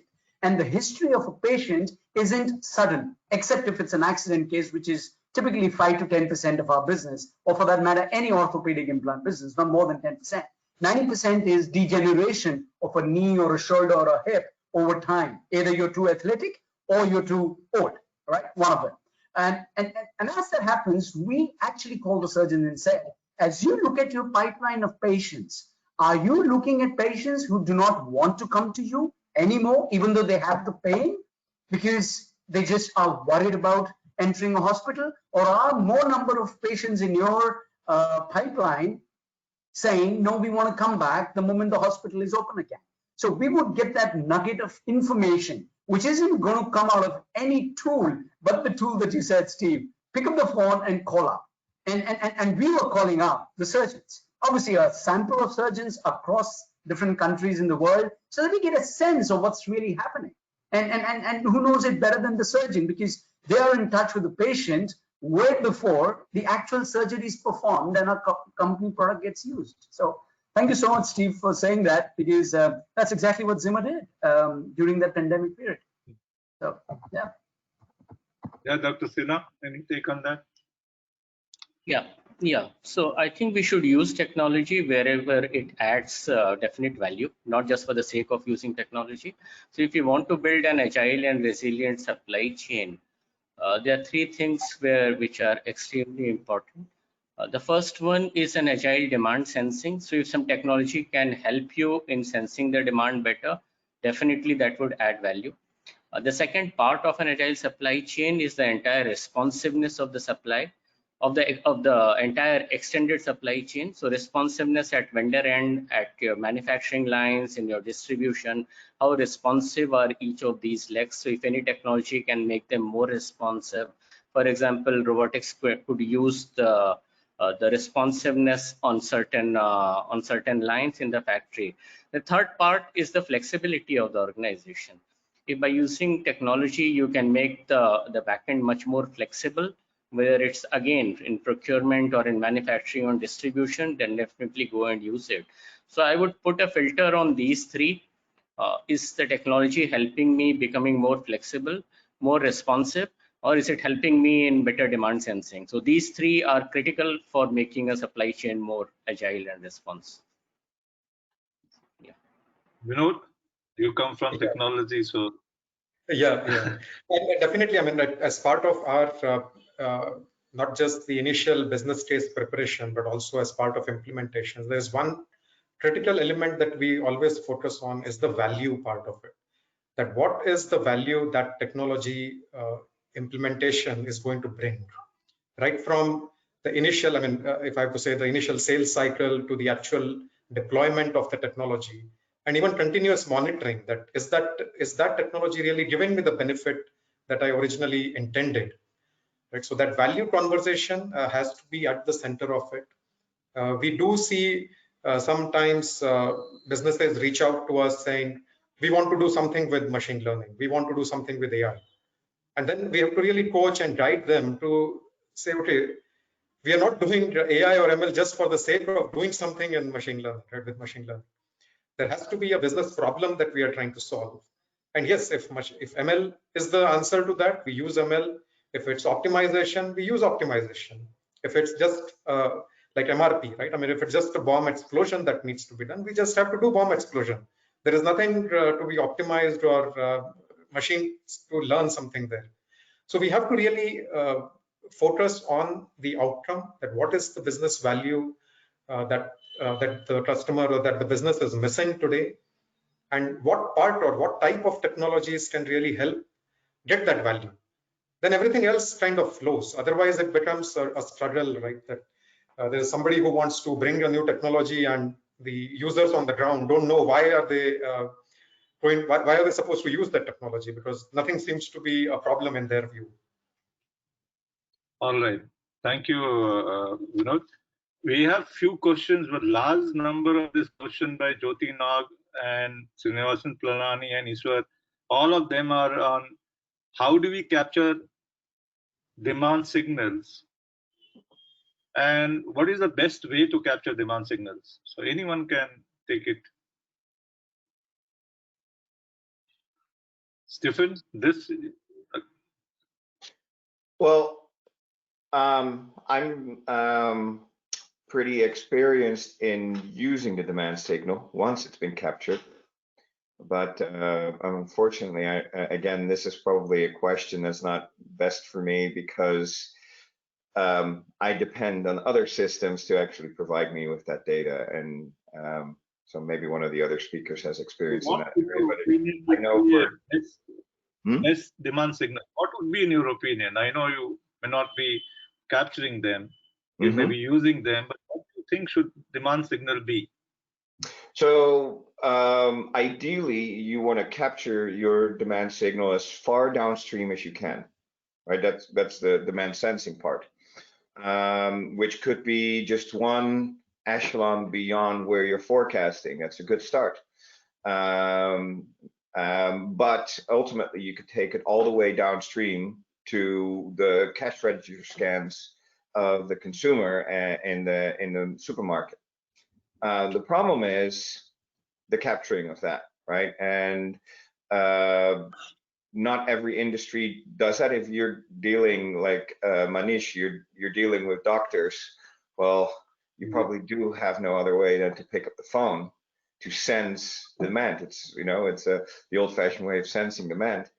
But at least your numbers aren't as big as if you were trying to reach every single end consumer. But ultimately, your goal in all of this is to get information sooner and reduce the bullwhip. And to circle back to DDMRP, its purpose is basically to remove the bullwhip within the four walls of your organization.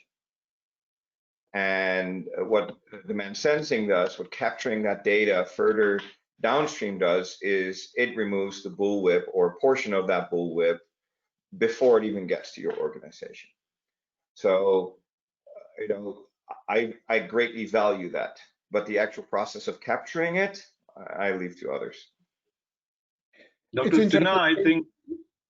Sorry, I'll come back to you. I'll come back to you. Let me go back to Dr. Sinha. He has been, you know, using Boogie and DDMRP in a big way. They've been a very successful organization on implementing theory of constraints, and I think they have been using demand signals in a big way to improve planning processes. So what has been the process of capturing this data? So the best signals are captured closest to the consumer. But I agree with Stefan that capturing the demand signal at consumer level may not be always possible or feasible. But what's actually doable is capture the manifestation of this demand signal. The demand signal will manifest itself in terms of a consumer going out to the retail shelf and buying something. If you are able to capture that, then you are capturing the manifestation of all the demand signals. And if you are able to do that, you can run your supply chain if you are able to capture it at a granular level and on a daily basis. If it's not possible to capture straight from the retailer, you move one step back. But our idea should be to basically the retailer orders on the distributors. But our idea should be to keep getting closer and closer to the consumer as much as we can and capture the manifestation of demand in terms of consumer purchases. So that works better. That works quite good as a surrogate of the actual demand signal. And that's what we have been doing in Godrej. Yeah. Steve, what according to you should be the way to capture? I was just going to say that there's certainly in Europe, in FMCG, the availability, as Stefan said, of EPOS data is growing so that you can actually circumvent the order process from the retailer themselves. And usually they will want to sell it to you. Sadly, they don't give it away, but you can gain access to what's actually happening at their tills. And from that, you can, as Stefan said, cut off the bullwhip, because even the retailer's ordering processes are not perfect and they are subject to the bullwhip effect. So by going past them and actually seeing what's happening in the stores, what the real customers ourselves are buying in those retail outlets, we can flatten a great deal of that bullwhip. As I say, sadly, it would appear the retailers want to view that information as an asset and sell it to you, but it is there to buy, certainly in Europe. I don't know about the rest of the world. All right. From a technology perspective, Vinod, what view do you have? Yeah, the idea is to use this technology to capture signals. Yeah. So there are, from a technology perspective, there are now a lot of applications also available. I know a startup here in India, for example, they have developed a mobile app for the last mile salesperson, right, who actually goes to even the mom and pop stores to kind of punch in the orders. And I mean, it is still not capturing the actual sale that has happened from a store which does not have any major IT infra in there, right? So, but at least capturing that last level, and as the other panelists also have said, capturing that as close to the consumer as possible. Technology has really helped us now with that kind of those possibilities. Just also wanted to bring the context of a B2B. Like when we talk about demand planning, our focus normally usually gravitates towards CPG and consumer-oriented industries.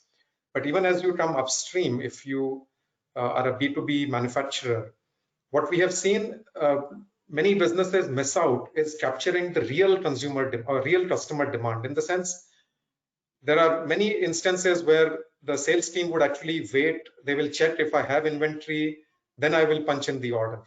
So right, it kind of then starts distorting of what actually my demand was. I'm actually putting in the demand which I was able to service. So even if the customer asks me for a certain date, I don't capture the date anywhere. I don't even enter the demand till I am sure that I'm able to service.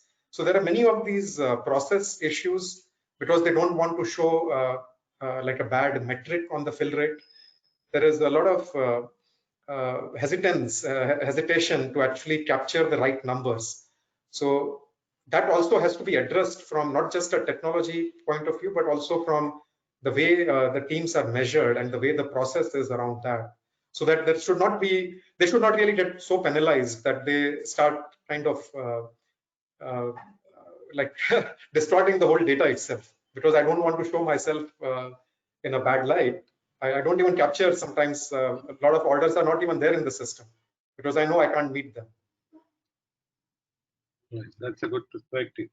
I think Steve, there is a question for you. You made some mention earlier about understanding the extent of variability in two approaches, DDMRP and non-DDMRP or S&OP, this thing. There's a question which says that how do you actually measure the variability, and what is the basis for this statement that demand-based variability is better than sales order variability? Okay, a good question. I mean, yes, it's measuring forecast accuracy or variability from forecast is one of the critical parts in terms of planning and in terms of defining safety stock. The key is to know the point at which your forecast becomes committed in terms of I have to manufacture or I have to order raw materials. And the forecast at that point is the one which you need to compare with actuals when they eventually come in. Too often you say, oh, well, we're comparing last week's forecast or last month's forecast. The real critical point is where that forecast becomes a commitment. As I say, maybe when do you have to decide what to manufacture? More commonly, it's where do you have to decide what materials or packaging to buy? And you then compare that with the actuals that you get eventually at that point in time for that SKU and compare one with the other. In my experience, when you do that and you do it well, the total variability is reduced, particularly in a promotional environment, because in a promotional environment, the swing in sales that you can see is much greater than you get in a simply random, mostly, shall we say, flat environment. So as an extreme, the worst case of this I've seen was selling something called tortilla chips during the World Cup. In the UK, in England, the demand for tortilla chips in the week prior to a World Cup football match where England were appearing could go up by 4,000 times over normal. Now, if you've got to cover that just by trying to cover total variability of sales, that's huge in terms of safety stock. And the only way you can do it effectively is to try to forecast what's going to happen. So that's a case where one of your demand sensing signals is actually how are England doing in the World Cup? But if you do it well, it does lead to a reduction in the total amount of variability that you have to cover. Yeah, and I would add, I think an important point that people always say that forecasts are always wrong. And if you have a case like that where your demand is 4,000 times the normal level, my hunch, not knowing the data, is that sometimes it's 1,000, sometimes it's 5,000 or 6,000. And even if you predicted 4,000, you're going to be wrong, but you're going to be a lot closer, a lot less wrong than if you hadn't done it. And I think that's the key part, I think, in the discussion, especially when it relates to DDMRP, that yes, the forecast is wrong, but it's better than not doing it. Right? Much better in cases like this. I think you, Stefan, I'm going to ask you to explain this to us. What is, I'm borrowing from Manish and your articles too. What is good and not so good? I'm not going to use the last word which you had used, but I'm going to stick to what Manish has said. Good and not so good maths which goes into planning short-term supply chain synchronization, maybe PUGI or DDMRP. You have a view, so we wanted that view to come out. So yeah, I mentioned that at the Prism series episode, but the good part is the methodology. It's really easy to understand. It's really easy to get an organization all aligned in the same way, which for a lot of organizations is really a big problem. And it is part of a holistic approach. So those are the two good things. So you know that if you're doing step one, that there is a step 2, 3, all the way to allow you to really get to a complete picture. The not so good, to keep your phrase, is the math and some of the limitations. I think the DDMRP followers are a little myopic in that they hit gold in this approach that works for the mainstream, and they say, look, this is such a beautiful, elegant concept. Now I'm going to apply it to everything. And you simply can't do that, right? It is great, but it is great when applied right where it actually fits best. And as long as you need to make sure that you look a little wider and say, hey, if this is not a perfect fit here, what can I do to supplement? And that's the not so good. But I think we'll get there, and I think the demand-driven world will get there. Not everyone has bought into it yet, but ultimately, we're going to find a nice hybrid model that's built around that at its core. Manish, I've got a question for you, but I'll just wait for 2 minutes. Let me take this debate further. Let me go back to Dr. Sinha. Sir, what are your views on average daily use as an input? You have been talking about it and also making a lot of exception to it with the theory of constraints. So what are your views on average daily use as an input, as a signal input, or even input to buffer and decouple? Yeah, so ADU is a very, very, I would say, rough approximation, and it has a lot of limitations. The more you use ADU, the more you have to live with those limitations. It was possibly devised at a time when we didn't have more accurate near-term forecasting for the next 3 days, 5 days, 7 days. So if ADU, if the last mile buffer has to buffer for the next 7 days of forward consumption, the way it's done typically in DDMRP is ADU into replenishment lead time into a variability factor. The better way, much better way, is to do away with ADU and look at the near-term forecast using AI and ML to see what is the pattern in demand over the last few days. So it will take into account the demand as of yesterday and then predict, or rather try to predict, over the next 5 to 7 days. So the working of buffers based on near-term forecasting, or what I call as agile forecasting, using AI ML at the most granular level, is a much better way of setting the last mile buffers compared to ADU. So I'm not a big fan of ADU. At one point in time, about 20 years back, 16 years back, I was a fan of ADU because I didn't have access to this AI ML based granular forecasting. So we did implement ADU based buffering in 2004. But now things have changed, and there are much better ways of estimating and setting the buffers based on the AI/ML based near-term demand forecasting at a granular level. So I'm no longer. Let me take a debate a little further, and I think we have with us Steve.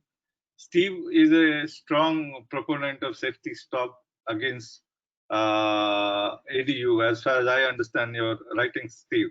And what are your views on that? And what do you think about ADU, and what should be the alteration to ADU to use in FMCG? Because even Dr. Sinha comes from a FMCG background, 30 years in FMCG, he just moved out and started his own reflexive supply chain solution. I think I completely agree with Dr. Sinha that ADU is a starting point, but as you get more sophisticated, I would advocate very much that you do as I described previously. You measure your forecast and you measure your deviation from forecast, and you use that to calculate your safety stocks. One of the key things about safety stocks, and this is really one of the reasons why DDMRP is so successful and should be successful, is that most traditional MRP systems are completely incapable of using safety stock properly. They never allow you to consume your safety stock, in which case your safety stock becomes pointless because the MRP system is constantly trying to correct you and not allowing you to consume your safety stock. Your planning algorithm or your MRP algorithm has to be structured such that it allows consumption of the safety stock when it should be consumed. If you do that and you have well-structured safety stocks and an algorithm that consumes it, then safety stock is a real benefit in terms of smoothing the bullwhip and in terms of driving high levels of service. And this is where I think DDMRP, as Stefan said, needs to keep advancing. DDMRP has some great concepts, fantastic concepts in terms of decoupling and putting buffers into the inbound supply chain. What needs to happen is that now they take some of these more advanced concepts. I think what holds them back, some of the proponents, not all of DDMRP, have this absolute block against using forecast or demand plan. And if we can get rid of that and come up with a hybrid that uses both good, well-structured demand planning and some of the great concepts of DDMRP, then we have something that really does make a massive change across all industries. I think the change is happening. They are tied up with SAP for DD, MRP, S&OP, and adaptive enterprises, and all those changes happening. Even there is a lot of thinking amidst them to see that this heavy criticism of ADU is tackled in a different way. I think we had a lovely discussion. One last question to Manish, which is lying with me for some time. A question was to Peter and Manish both, and Peter is not there, so Manish, you need to take it. How do you marry your ITP to IBP? And what are the critical connections that you see between the two? Because I think Peter made a statement on ITP and IBP. Yeah, no, absolutely. And I must say that both are extremely critical, and they tie up what we call the above the line and the below the line execution, because you can't just focus and get the above the line right, because you have to get strategic plan to life, but you can't forget the nuts and bolts, which is the tactical planning part of it. So one brilliant way to marry, or rather I would say two things that we do is the same team which is focused on a demand planning on a monthly basis and therefore running the IBP for the management is also the team which for the remaining 3 weeks run what we call the tactical piece of it. So you're not sitting idle in the next 3 weeks while you are getting into the next cycle. Instead, what internally we call in Zimmer the process as demand plan change process, and we say we signed up for a demand and we got it all aligned, but in the near horizon, every week as a cadence with marketing, sales, and the operations team or the demand planning team, we would come together and say, has anything changed because of which there are certain elements that need to be changed so that the execution and the tactical planning in the short term doesn't hurt itself. So in a way, you're meeting every week, but the tactical planning team is not calling the management and not getting those decisions at a monthly level. whereas trying to take service and inventory balancing decisions on a weekly basis. So focus on service and inventory through tactical planning on a weekly basis, and focus through the fundamental gap or bringing strategy to life in the monthly process. And therefore, I see cadence of driving that on a weekly basis as very, very critical. And both need to happen together because they both live on each other in a way. That's a good way to end, and it answers the next question. So I'm not going to ask that question. And I think we are on time. And I thank Stefan, Vinod for their presentation and also being part of this particular panel discussion to add some variety. Dr. Sinha, as always, he has been a supportive, of ISCM from day one. Manish, for having spare time. He was almost going to drop out as I was not responding to him, but I think thank you for coming and adding value. And Steve, I think has been very supportive. He has written for our supply chain SCMPro knowledge, 3 articles which are very critical to the understanding of his point of view. And Dr. Sinha also has contributed. I also request all of you to contribute to demand planning review. Stefan has been nice. He has already given me the article for the next issue. And Steve has been nice that he's allowed us to do an article on him. Manish, you have given us an article you have written for. I think everybody, all of you have written, I think I realize now. And you could change it a little to current context. And we are bringing out something called as demand planning review with the themes of this particular Senate, as well as some other things. And Vinod, your machine learning language, I'm going to put it together, but slightly change is required as we need a little bit of change there. And thank you. Blue Yonder has been a very great support. Without imposing their philosophy on us, they've been supporting us for a long number of years. They are so neutral to our conferences that it doesn't look like we work with and sponsor. And I think Arkieva also has been supportive. So I thank all of you and for making particularly this particular discussion very interesting, and expect a support from all of you. Keep going. And I think all of you have been supportive throughout. Manish's friend Vivek, who have written the article together, I've worked together with. Vivek has been really very, very supportive. So I think we are building up a community of demand planners and supply chain planning as such in India, with help of friends like Stefan, Laura, Steve, and others. I think we will do well. We also have on the 5th of next month, that's October, Chad Smith on a Prism Stefan. So I'm speaking to Chad on 5th. I'll send you all the invite, and I think that will be interesting to see his view.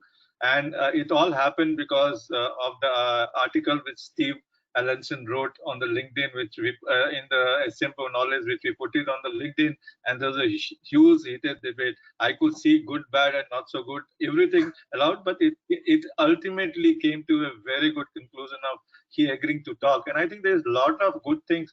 I'll borrow from Stefan Dikov. There's a lot of it sits on a larger model, which is very, very good. And I think this is where your ITP and IBP can be actually seen in that particular model, according to Stefan. And I think there's a lot which Dr. Sinha has been always talking about. I've seen him evolve his thought process. Every day he's thinking. So after retiring, he's become a great thinker. Otherwise you're bogged down with your daily work, and that dictates your thought process. So I think I thank all of you, and let's keep supporting each other for such a lovely discussion. So thank you. Thank you so much, John. Thank you. Thank you, Sinha, thank you, Manish, and thank you, Vinod. Yeah, thank you guys. Thank you. I'll ask people to give the vote of time. Thank you, everyone. Indeed, it was a wonderful session, and the whole day was excellent spent. I think I can say it was very well spent hearing the discussion on future of demand planning and forecasting functions. And considering the current context, demand planning teams are over the world are being criticized, but I think everyone here, in my opinion, brought out the significance in much more holistic manner. There is some evident shortcomings, but nothing that risk killing programs or out of the box thinking cannot solve. So thank you very much. Thank you everybody for sparing the time and being here. It is a wonderful session. It was really a wonderful session. 3 cheers to all the speakers and panel members for their contribution. Thank you very much. Thanking all the attendees for being present and hearing the session. And I would also like to thank our presenting partner, Blue Yonder, and Gold partner, Arkieva, for their continuous support. And last but not the least, thanking the Yvonne and the entire ISCM team for making it happen and successful. Thank you, everybody. Thank you so much. Have a great day ahead.